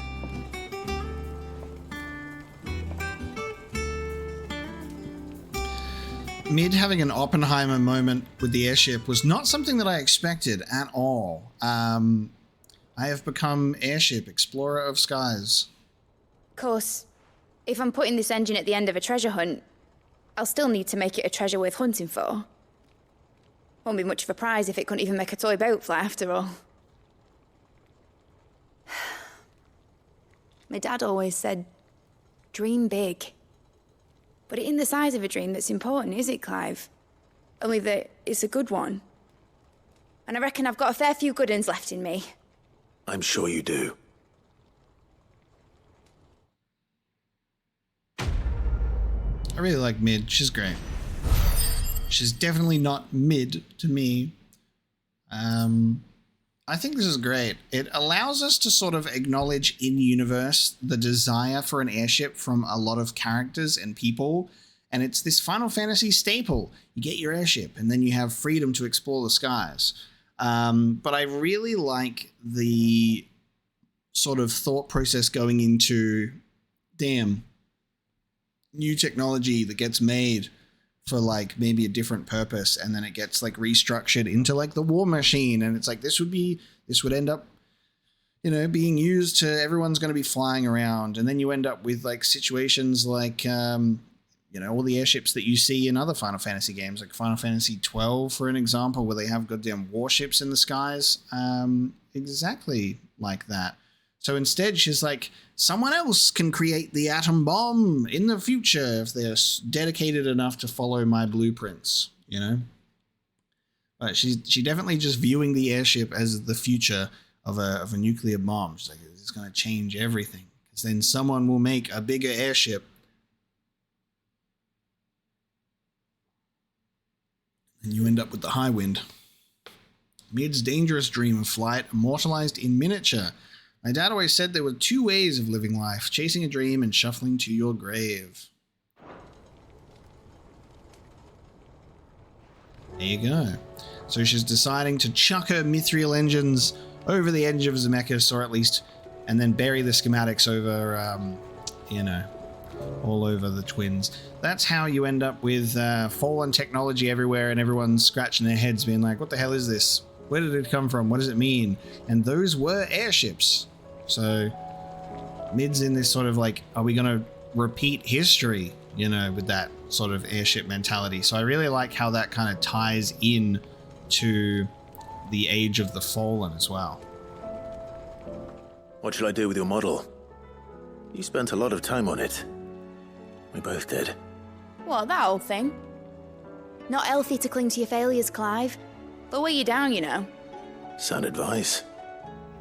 Still, I suppose my prototypes will probably be worth a fair bit when I'm as famous as Bart's the Builder. Seeing as you're always strapped for coin, suppose I can give it to you. Just make sure you get a good price when you do come to part with it. I'd say that was up to you as much as me. Okay, nice. All right, Clive. All right, Clive. Enjoy it while you can, Clive. Because once that crystal's cracked, I'm going through with my plan. Won't be easy turning my back on a dream I chased for so long. But you know what the best thing about dreams is, Clive? They're never in short supply. We keep talking like I'm the only one to ever have set her sights in the skies when there might be someone up there already. Imagine that, eh? Hey, maybe when his Imperial Fancy Pants gets back, I can ask him to take me up there so I can see for myself. Till then, though, I'll be down here with everyone else, streaming away. Couldn't you have chosen somewhere a bit more down to earth for your chat with Ultima? Then I could have come with you. Finally made a name for myself, instead of sitting on my ass while his Imperial Fancy Pants gets all the glory. Make a name for yourself. Without the Enterprise, we wouldn't have saved Jill, wouldn't have made it to Ash, wouldn't have escaped from Stonehere with our lives. None of this would have been possible had you not followed your dream and kept your promise to Sid. Now I must keep mine. You better bloody had to and all. Or I'll be having his name back. Give it to Gav, maybe, or Jill. Aye, definitely Jill. Hey, Jill. Give a melon off, Clive.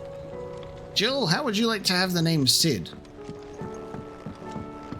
Tough titties, you don't get to choose. Nitterdol mentioned a new project. You are now Sid. Okay.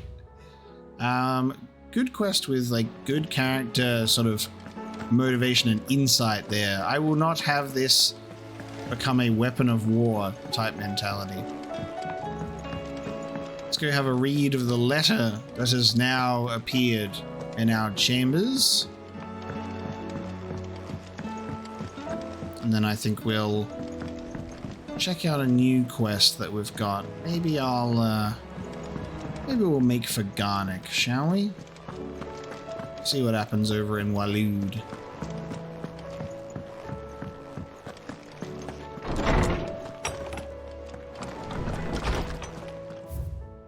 Finehound. The two of you have been together for probably what feels like a lifetime now, but there's still a lot you have to learn about that hound of yours. Aye, he'd step in front of a bloody raging behemoth if it meant protecting you, but that don't mean you should take it for granted. At the end of the day, he's a hound, and sometimes he just wants someone to pat his head and rub his belly and give him a handful of Kupo nuts. You'd do good to remember that. Thank you, Karen. Right, to the next adventure. Head over to Waloed. Alright, let's check up on this town of Garnick. Let's see what's going on in here then. The entire village looks abandoned. Now, which house would a bookworm live in? Yes, abandoned, he says. What happens to all those Akashic that lived here?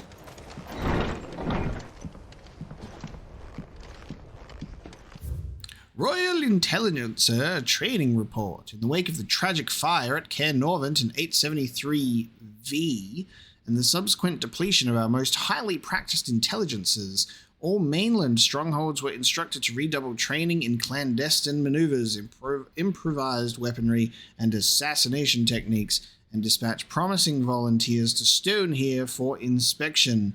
This report details progress made by the stronghold at Garnick in reinvigorating Waloed's ranks of esteemed intelligences. Okay. This is a Royal Army logbook. Did he take this from the local barracks?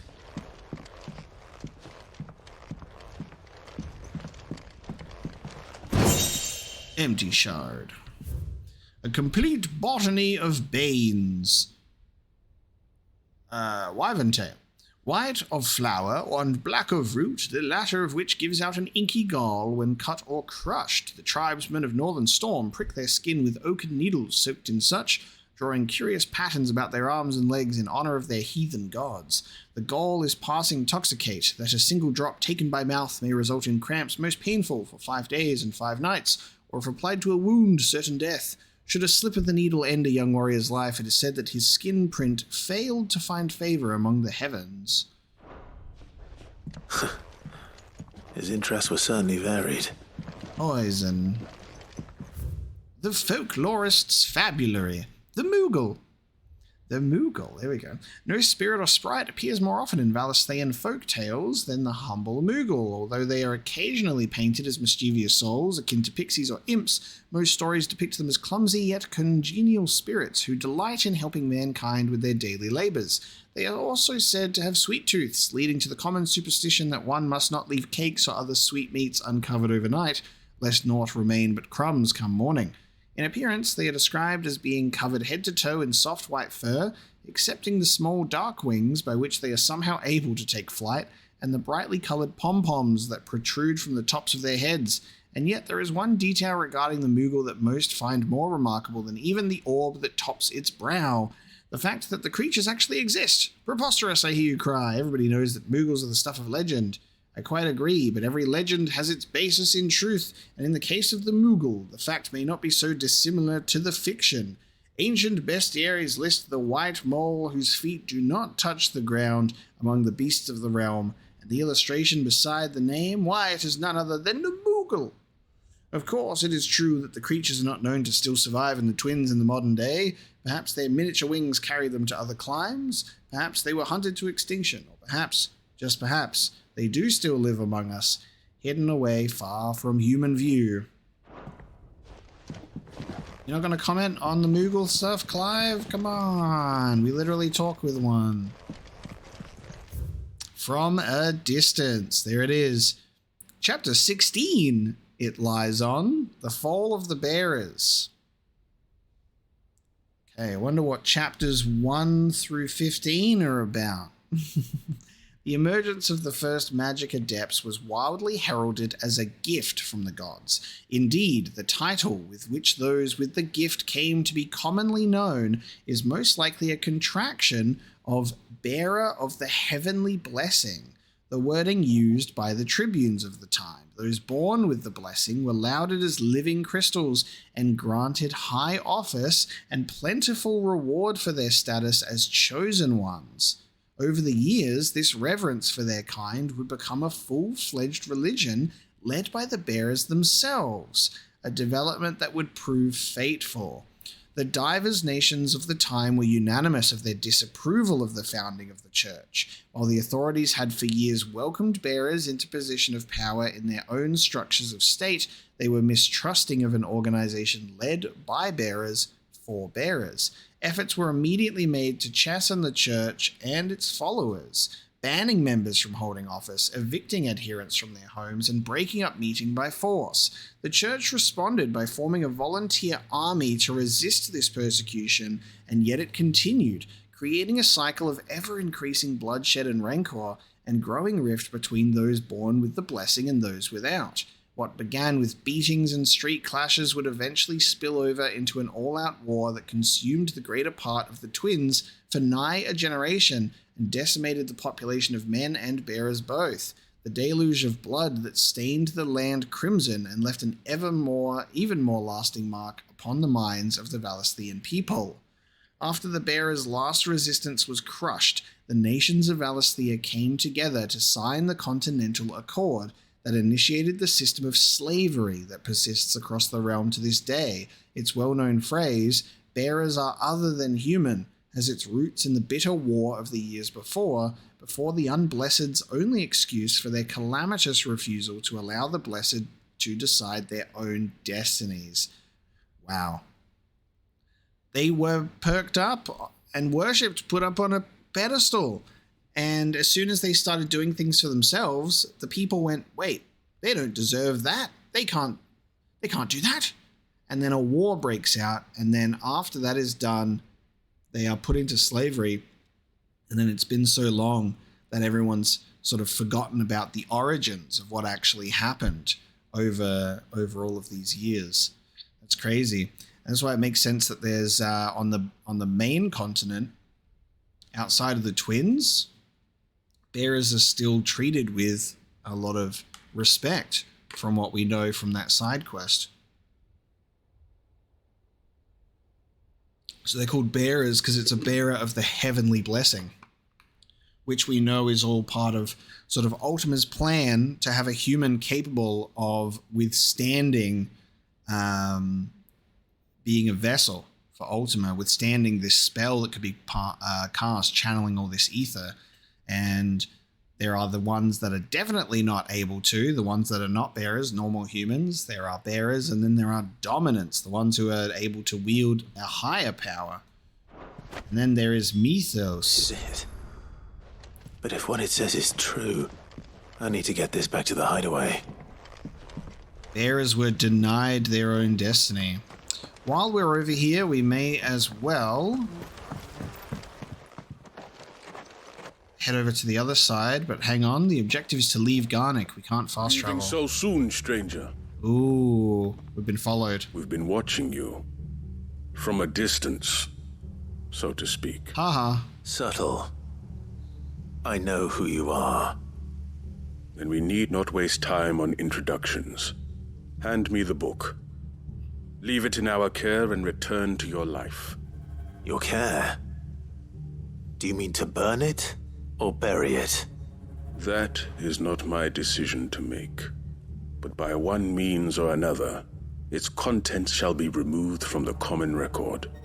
Then I'll have to politely refuse. I won't let you erase our history. Then we find ourselves at an impasse.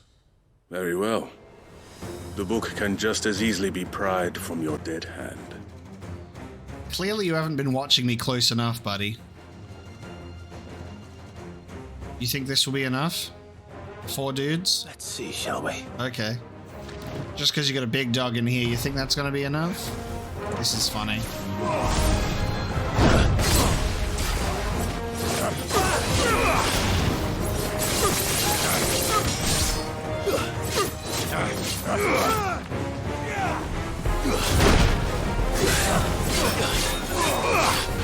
Let's try.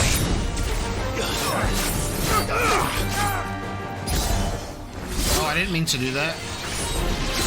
That's fine. We'll do level 4. Why not?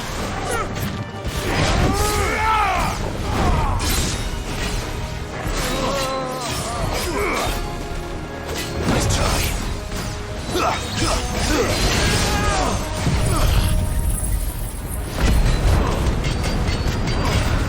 Inquisitor, I like that.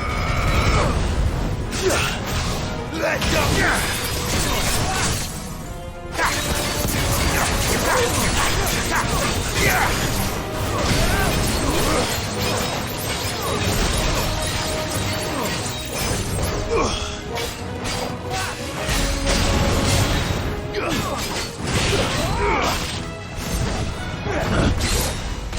Let's try.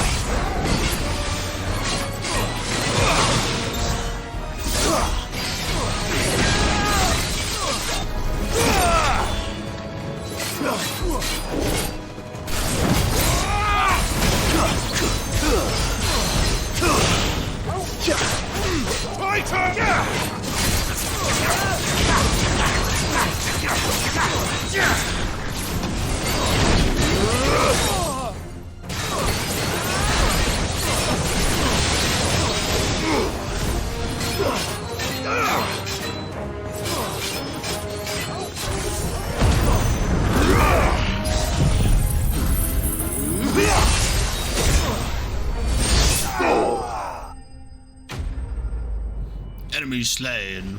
They really tried to steal a book from Mythos himself, and they thought that would be fine.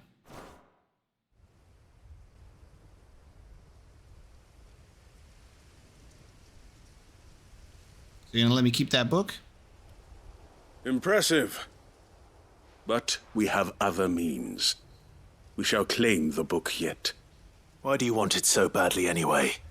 It lays out in no uncertain terms the vanity and avarice of mankind. It tells the shameful history of the persecution and oppression of a gifted few by a giftless many. Would you say that this interpretation was correct? I don't know. You don't know. Your sword may be sharp, but your wits are dull. So let me answer for you.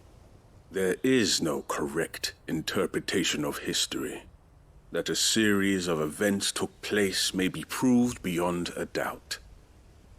But there can be no single, immutable explanation as to why they came to pass.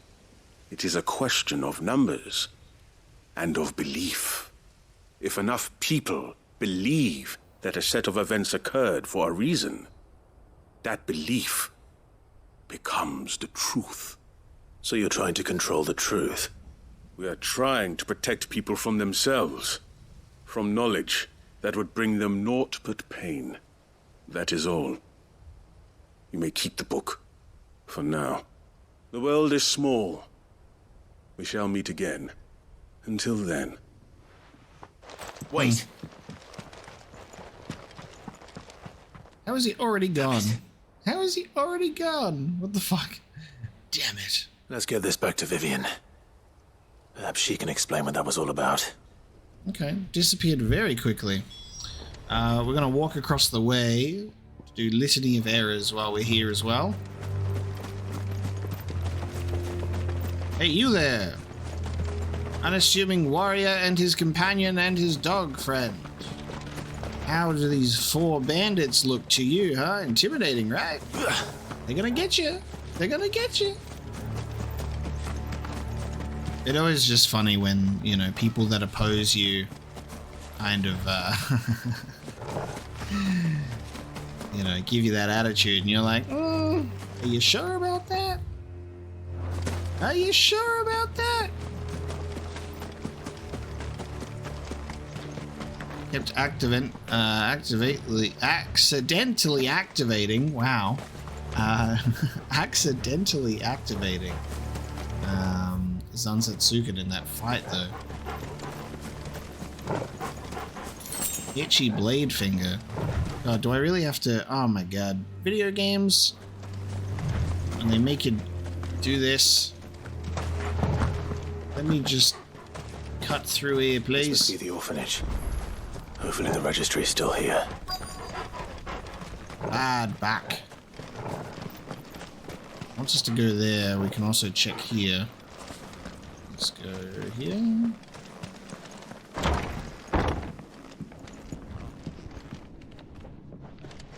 Book. Not a registry.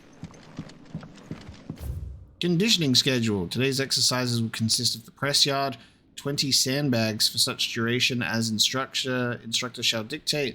The furnace, burn intensity to be gradually increased, and live combat, 1 to 3 hellhounds depending on performance. Oof, this is rough. Conditioning. This is nothing short of torture. Bad Bash Conservatory, writ of incorporation. The Kingdom of Waloed hereby incorporates this institution wherein juvenile bearers are to be granted the opportunity to give themselves in service to the state as soldiers. Trainees succumbing to the crystal's curse or otherwise perishing are to be disposed of with all haste. The graveyard is strictly reserved for the uncursed. Bearer disposal within its bounds is punishable by death. Disposed of? Herman wasn't exaggerating. It's a wonder he survived this place. I need to find that registry. You can read it now. I think I found it. I have recently learned that my own daughter was among the children turned to stone by that brutal training I subjected them to. I had not so much as thought of her since handing her over to the authorities as a babe, but inquiries with the military confirmed it. It was her. I'd been torturing my own flesh and blood. And now I see her everywhere. Today, one of the children smiled at me in the hope of receiving a few scraps from my table. It was her smile, the smile she inherited from her mother, the mother I killed for giving birth to a bearer. Their ghosts have all come back to haunt me, my daughters, my wives, all of them, all those children. So many have died at my hand. I can bear the guilt no longer, and so I have decided, tomorrow I too must die. It will be the last order I give those poor wretches, the last torment I subject them to. I will command them to tear me limb from limb, and inter my accursed corpse beneath the white tree whose crooked hands reach to the sky in supplication, and beside me, my shame, my curse, the record of all their names, all those I have wronged. The registry. This reads like a suicide note. Did the director go through with his plan? There's only one way to find out. Can I not go in here? Maybe if I tried to check this door, it would just say it was locked or something.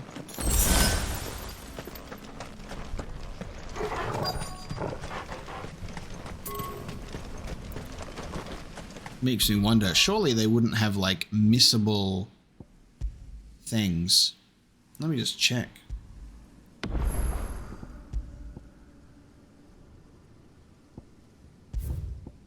I'll just go back a couple of minutes. Okay, so if we don't read that, we go to this door. Oh, it doesn't even, okay, it doesn't even pop up anymore. I definitely saw, like, a visual effect over that door, like, with a little icon before we arrived.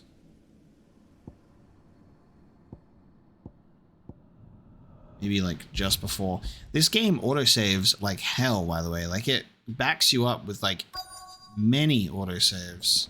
But after you read just one thing. Alright, I think I need to...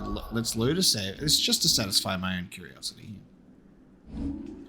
Load an even earlier save before we even entered that room, I suppose. It's like every time you interact with something, the game autosaves, which is quite nice.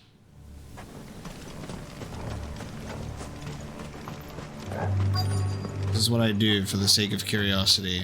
Yeah, look, it's...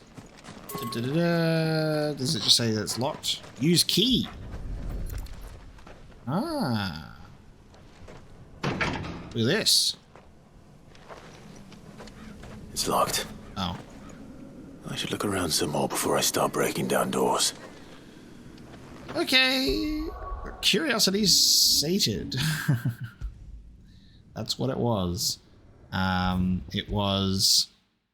Door's locked. Better look around somewhere else. I was just wondering if there might have been some, like, 2 different ways to go about this. Just in case. Thought I'd look.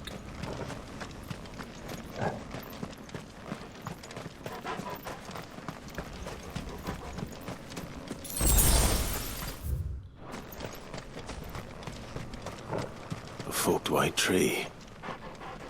This must be the place.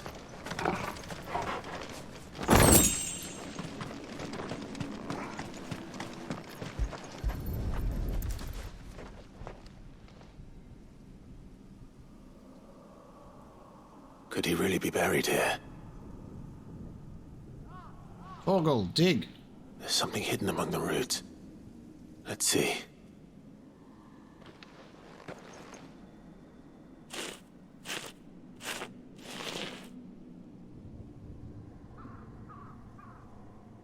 This must be the registry. Oh, wow. Here we go. This is just going to be depressing. Registry of Bearer Losses. And they have their dating system here. Hans, 10. Lithification. Alfred, 9. Succumb to conditioning. Franz, 12. Lithification. Paulina, 10 years old. Emaciation. Bruno, 11. Disciplined for attempted flight. Johanna, 12. Disciplined for attempted flight. Reinhard, 9, succumbed to conditioning. Marta, 10, succumbed to conditioning. Lothar, 12, lithification. Dietrich, 11, emaciation. And then dots. So many names. This place was a slaughterhouse. And where is the architect of all this misery?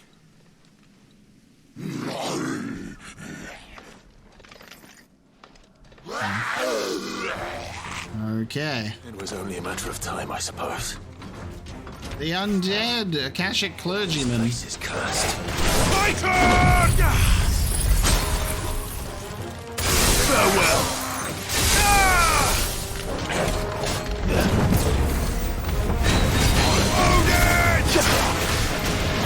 All yours, Torvald.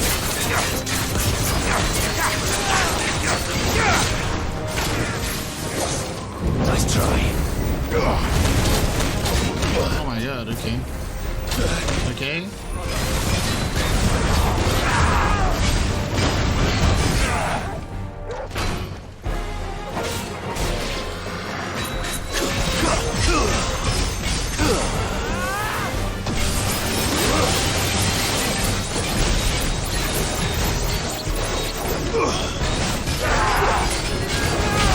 Too slow.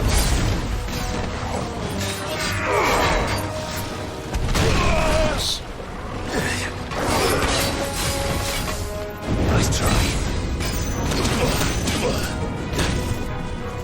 Oh my god, game? Will not dodge. Too slow.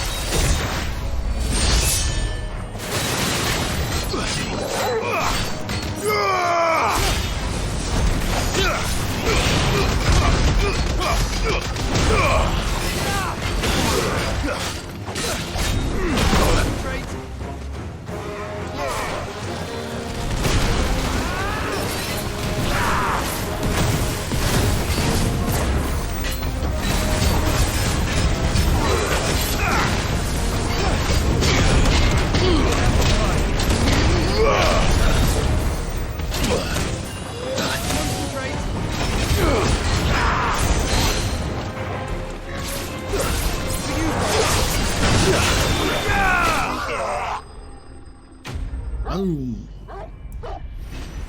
I love how we're just like digging up in a tree and then we just turn around. We're like, oh, okay, there's a small army behind me.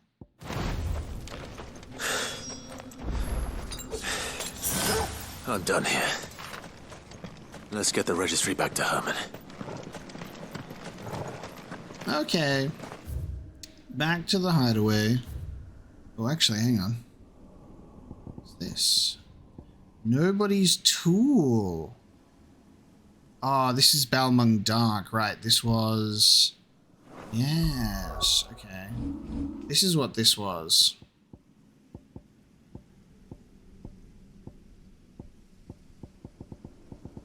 Doris asks Clives to accompany her to the prison. So it's a prison, not a, I was like, this looks like an arena. Let's go take a look. There were no guards, I take it. None manning the gates, no. It's a different story inside, though. The corridors are crawling with Akashic. Most likely guards left behind when the wardens ran. If Chadwick was being held here, I worry that he may already be. Don't give up hope just yet, but let's move quickly. Let me check the ground floor. The ether's stick is there. Then I'll search the upper level. Good luck, Sid. Stay safe.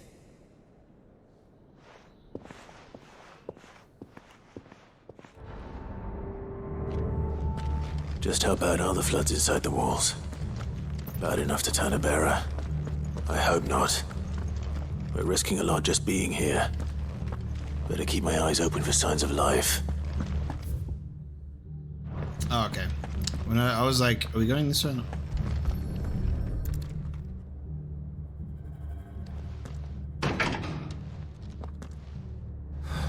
out tight. Gotta get that great locked up tight dialogue.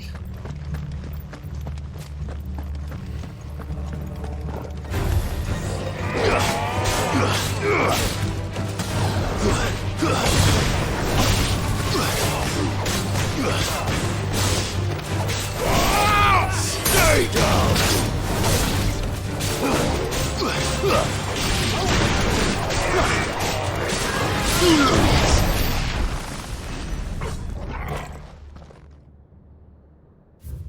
Balmung Dark, Writ of Designation. The Kingdom of Waloed hereby designates this facility a prison for the detainment of bearers both foreign and domestic.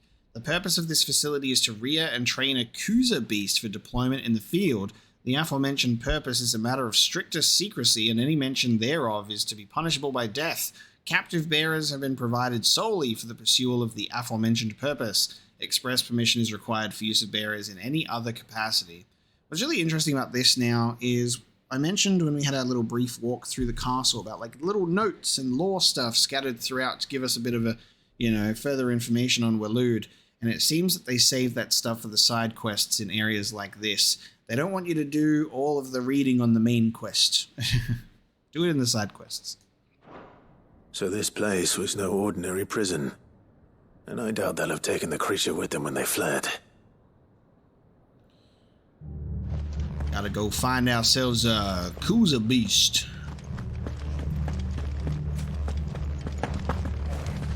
Okay, well if this is the upper levels up here, I suppose this is where... what's-her-face went?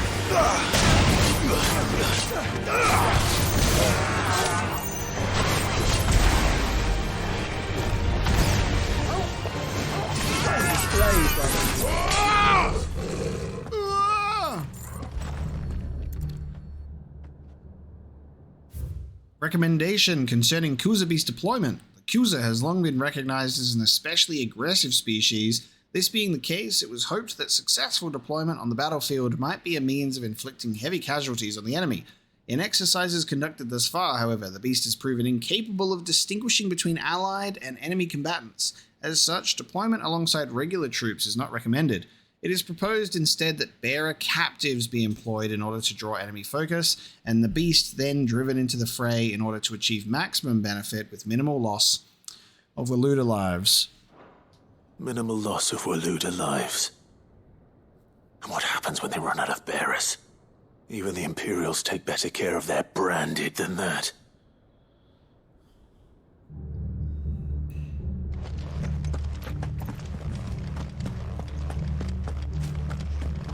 We find something.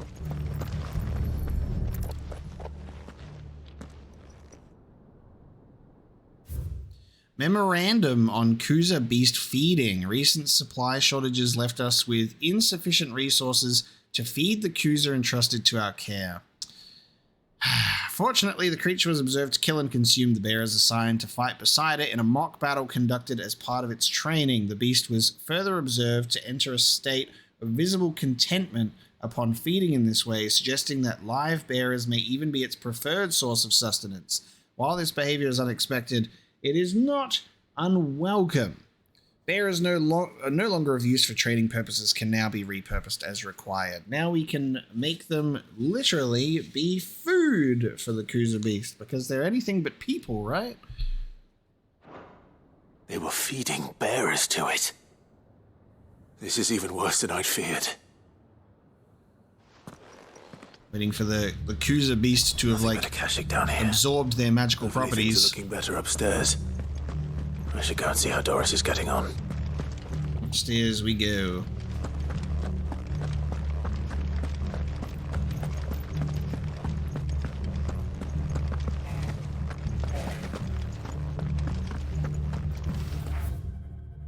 Quiet.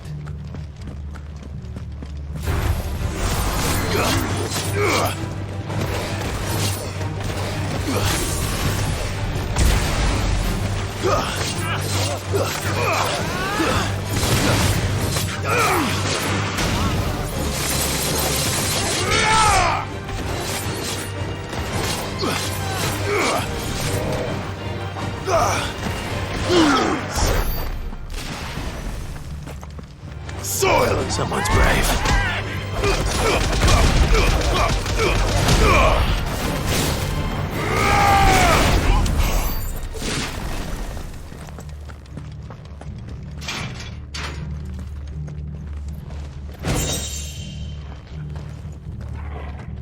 Okay, got a nice little thing.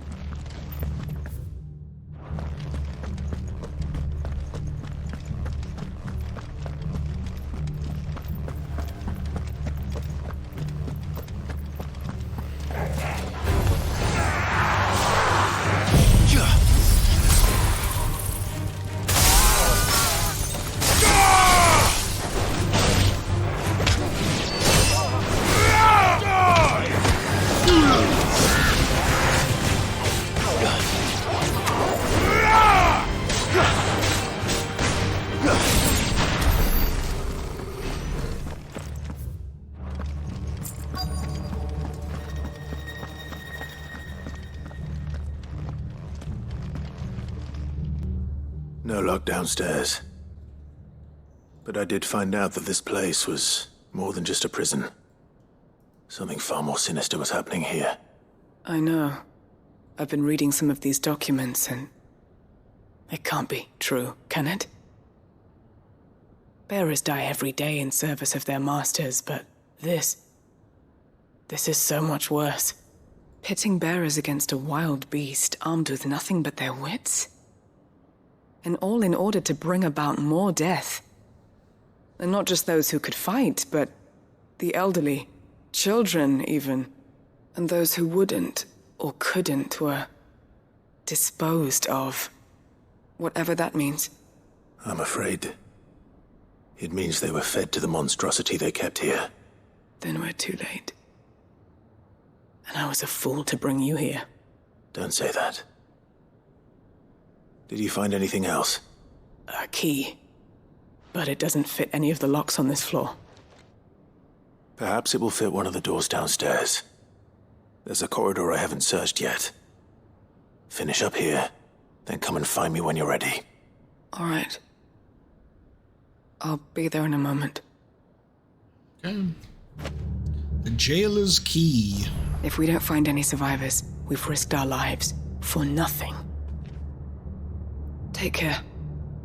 That creature might still be here somewhere. It's fighting a Kuza beast time.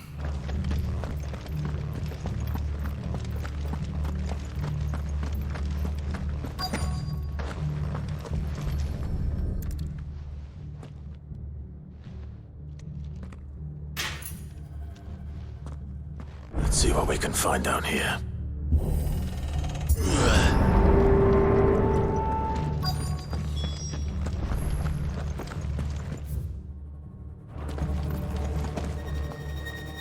We're gonna head out here. Something busted through these bars.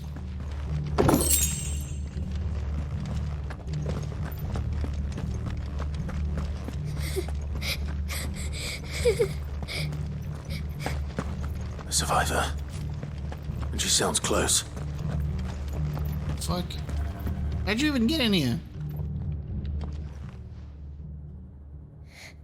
Who are you? There's no need to be afraid. Are you alone? Are there any other survivors? Some of the guards. They're still here. But something's wrong with them. Everyone else was eaten by the monster. Of course there were. Thank the Founder. It was worth our coming. But I'd rather we didn't linger.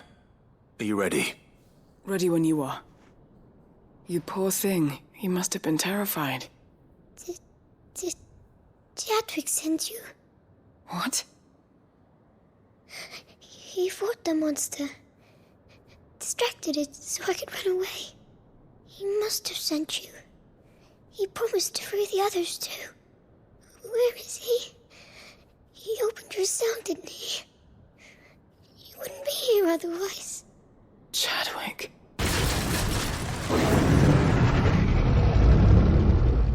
Was that?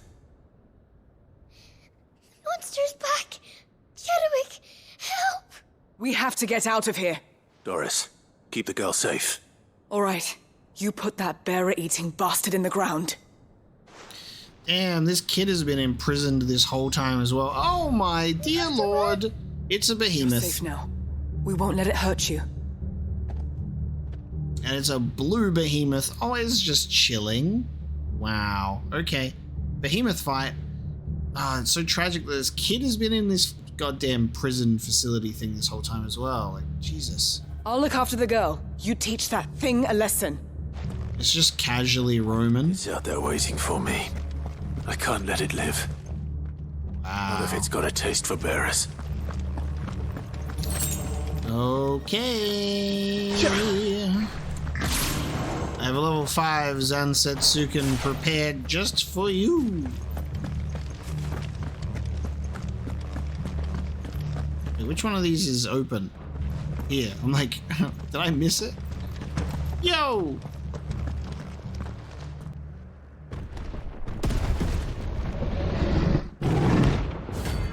Who's a beast? Oh, it becomes like a hunt. Okay, cool.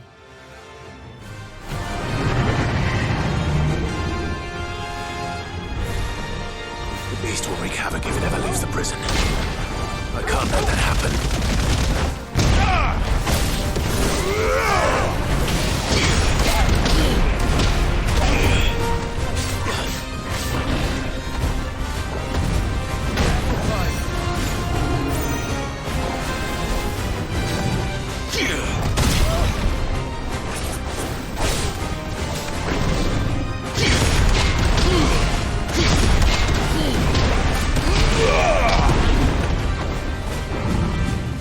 Of course.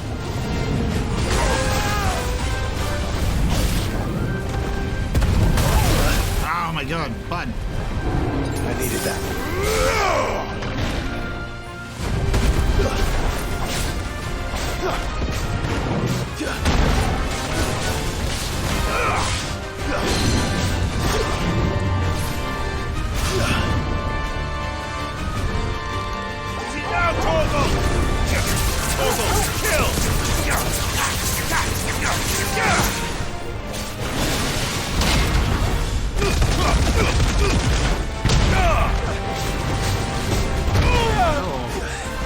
Smooth moves, dude.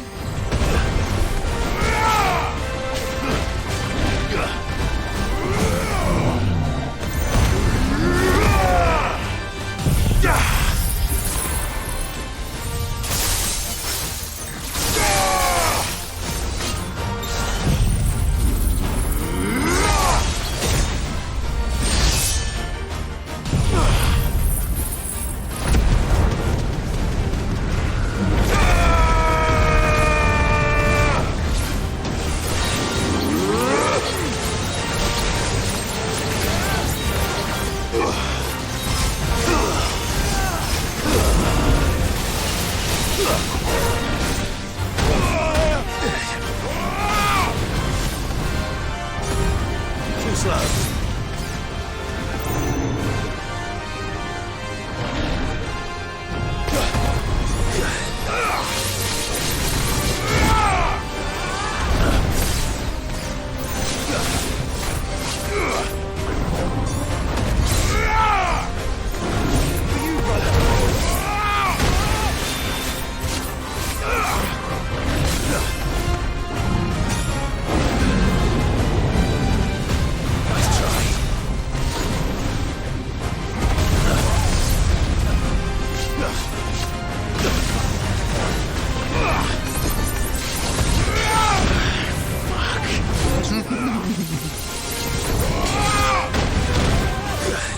He's kicking my ass.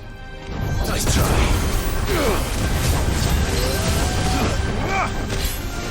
Too slow.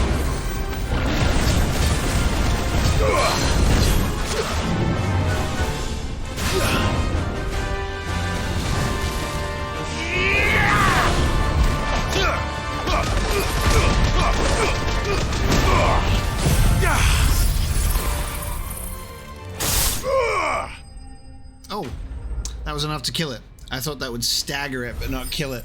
I didn't get to finish him off with Odin's blade, but that's fine. Behemoth's Shackle, another one.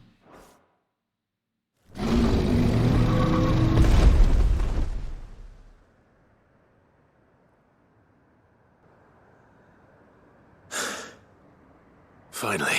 Prey slaughtered. Sid, are you hurt? I'm fine. I think.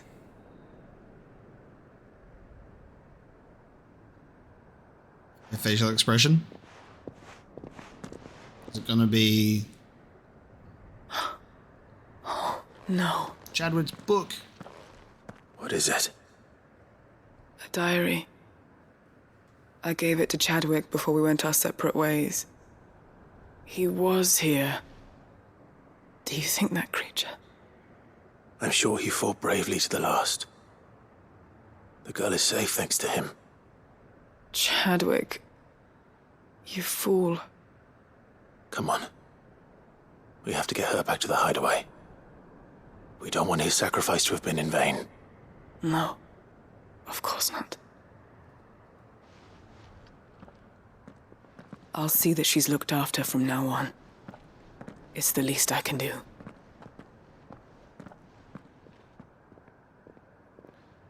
All these quests that we're doing in sequence over in Waloed is just bearers are treated like shit. Just as a reminder. God damn.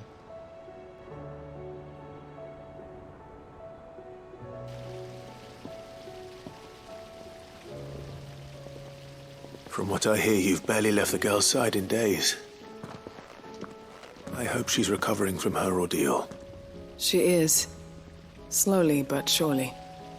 She's far tougher than she looks. I thank the flames we found her. If we hadn't... I know.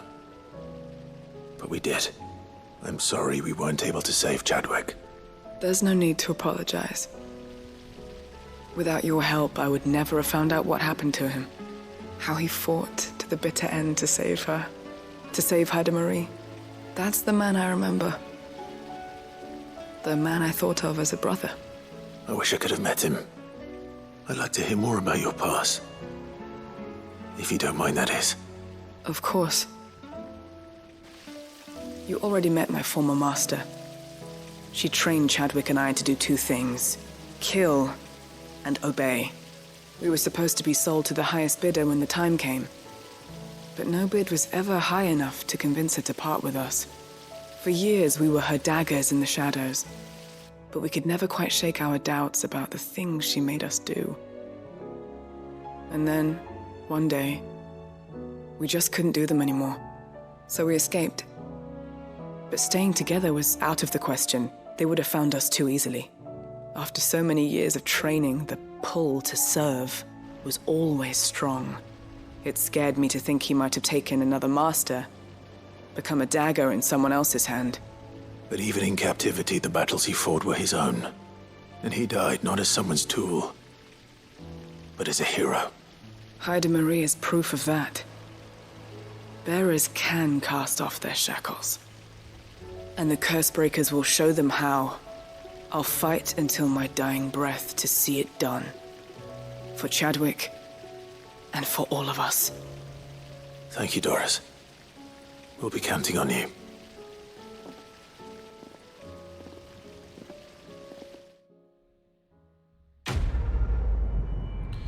Thank you, Doris, love.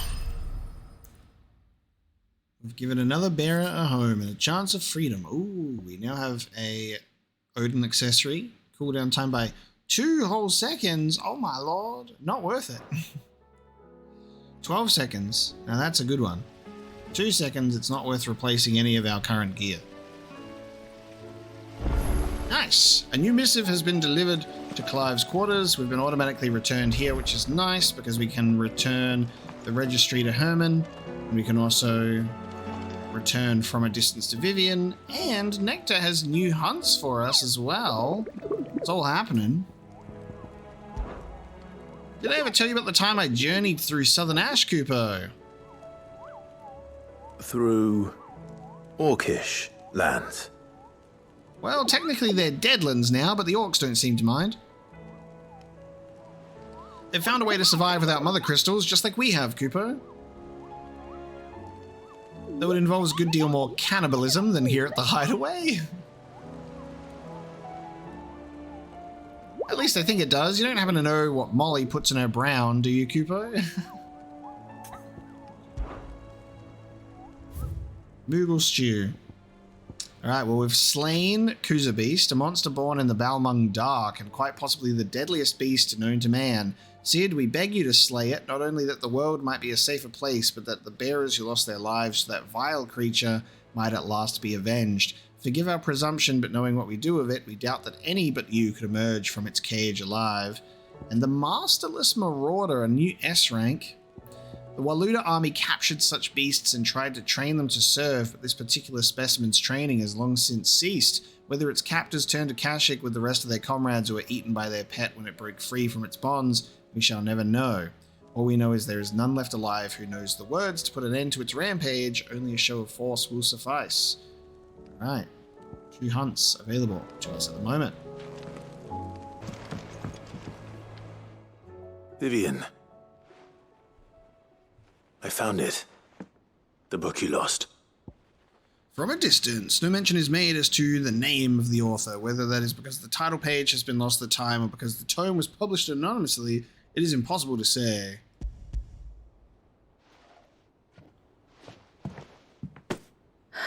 You found it. Thank you, Clive. Even though I asked this of you, I was not entirely sure it would be possible. I feared the executors had seized every copy. I met with one of these executors, and I convinced him to let me keep it. He told me something. That the truth is just a matter of collective belief. And that if enough people believe a lie, that lie becomes the truth. It does. But it also means that the truth is not immutable. That it can be changed. Provided that those who wish to change it can convince enough people that their perspective is the correct one. As the sad history of the bearers proves. You said that the book inspired you to become a scholar. It did. Or its author, rather. She was a heretic, you see. A firebrand and a dissenter. A gallows stood ready for her in every corner of the realm. And by shunning society, or perhaps being shunned by it, she stumbled upon a truth so potent that an entire realm trembled at the prospect of its utterance. I, too, have always felt somehow set apart from the world of men. A stranger to my own species. She taught me that my solitude was not a curse, but a gift. And that, though my journey to the truth might be a lonely one, what I found at my destination would be more than worth the cost. Do you still feel that way? That you're not one of us? Honestly, I'm not entirely sure anymore. Since coming to the Hideaway, I find my thinking somewhat clouded. Perhaps the result of studying mankind from a rather closer perspective than I had intended. But the more I study, the more I find value in this perspective. In looking not from the outside, but from within. So if you'll permit me, I'd like to continue my work here. Remember, Clive, when enough people believe, belief begets truth. Give the men and women of this benighted world the gift of truth. Make them believe in you, as I do. I'll try, Vivian. I'll try. Nice, we've got some good backstory and character development for Vivian now. She was a little bit of the odd one out in the Hideaway in terms of exploring their character, so that was overdue. About time. Scholar's Bonnet, Vivian Ninetails' scholarly headwear, awarded to her upon the completion of her studies at the University of Canva. There you go. Another thing for the wall. And I've reached... Oh, a new quest is available nearby. at my reading table. New hunts, and I've reached a reputation level. Completing quests. Welcome to the Patron's Yielding Whisper. more quests. Come to Unbelievable. claim your just desserts. Continental acclaim. If the drunken galley captain I shared a table with last night is to be believed, word of your exploits has made its way across the seas to the great continent. What is more, she claims there are those who would see you flourish, herself being one such woman. Gareth. Genji gloves. Ooh. Okay. I'm just going to throw this out there.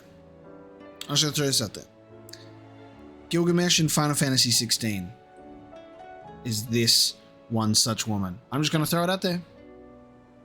But only because of the Genji gloves. I'm going to throw it out there. As soon as I read that, my first thought was Gilgamesh. All done? Female Gilgamesh in Final Fantasy XVI. I've been talking about, where's Gilgamesh? We've been crafting so many beautiful weapons in this game. Surely he or she or they would want an amazing shot with my blades. And I don't know, Gilgamesh might be out there on the main continent, maybe watching us, maybe supporting us. Who knows? But these Genji gloves give me that vibe. So if in a future DLC or a sequel or anything, Gilgamesh appears and it's who I think it is, I'll be very happy. The Genji gloves are right, like the adamantite gauntlets. They're not equipment.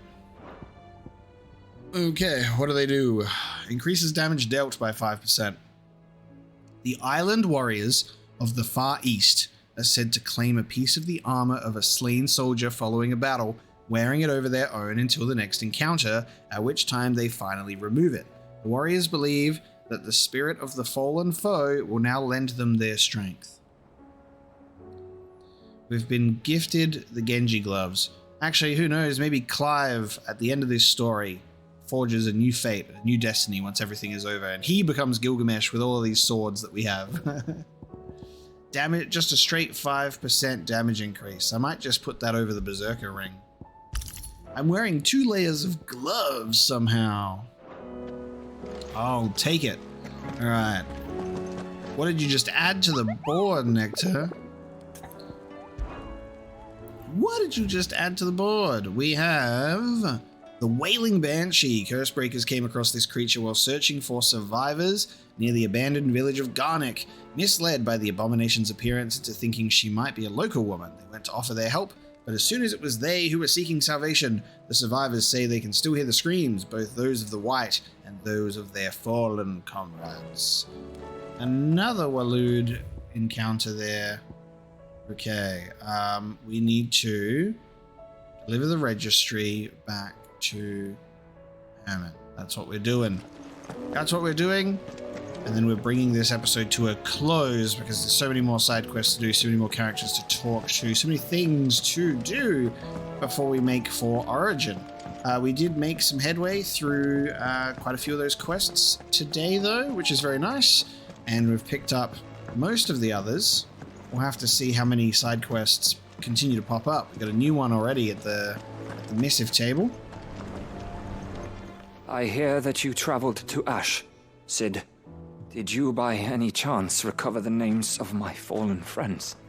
I did. Yes. Bearer Registry, a concise and disturbingly detailed record of bearer orphan details at the Badback Conservatory. If I may, the Bearer Registry.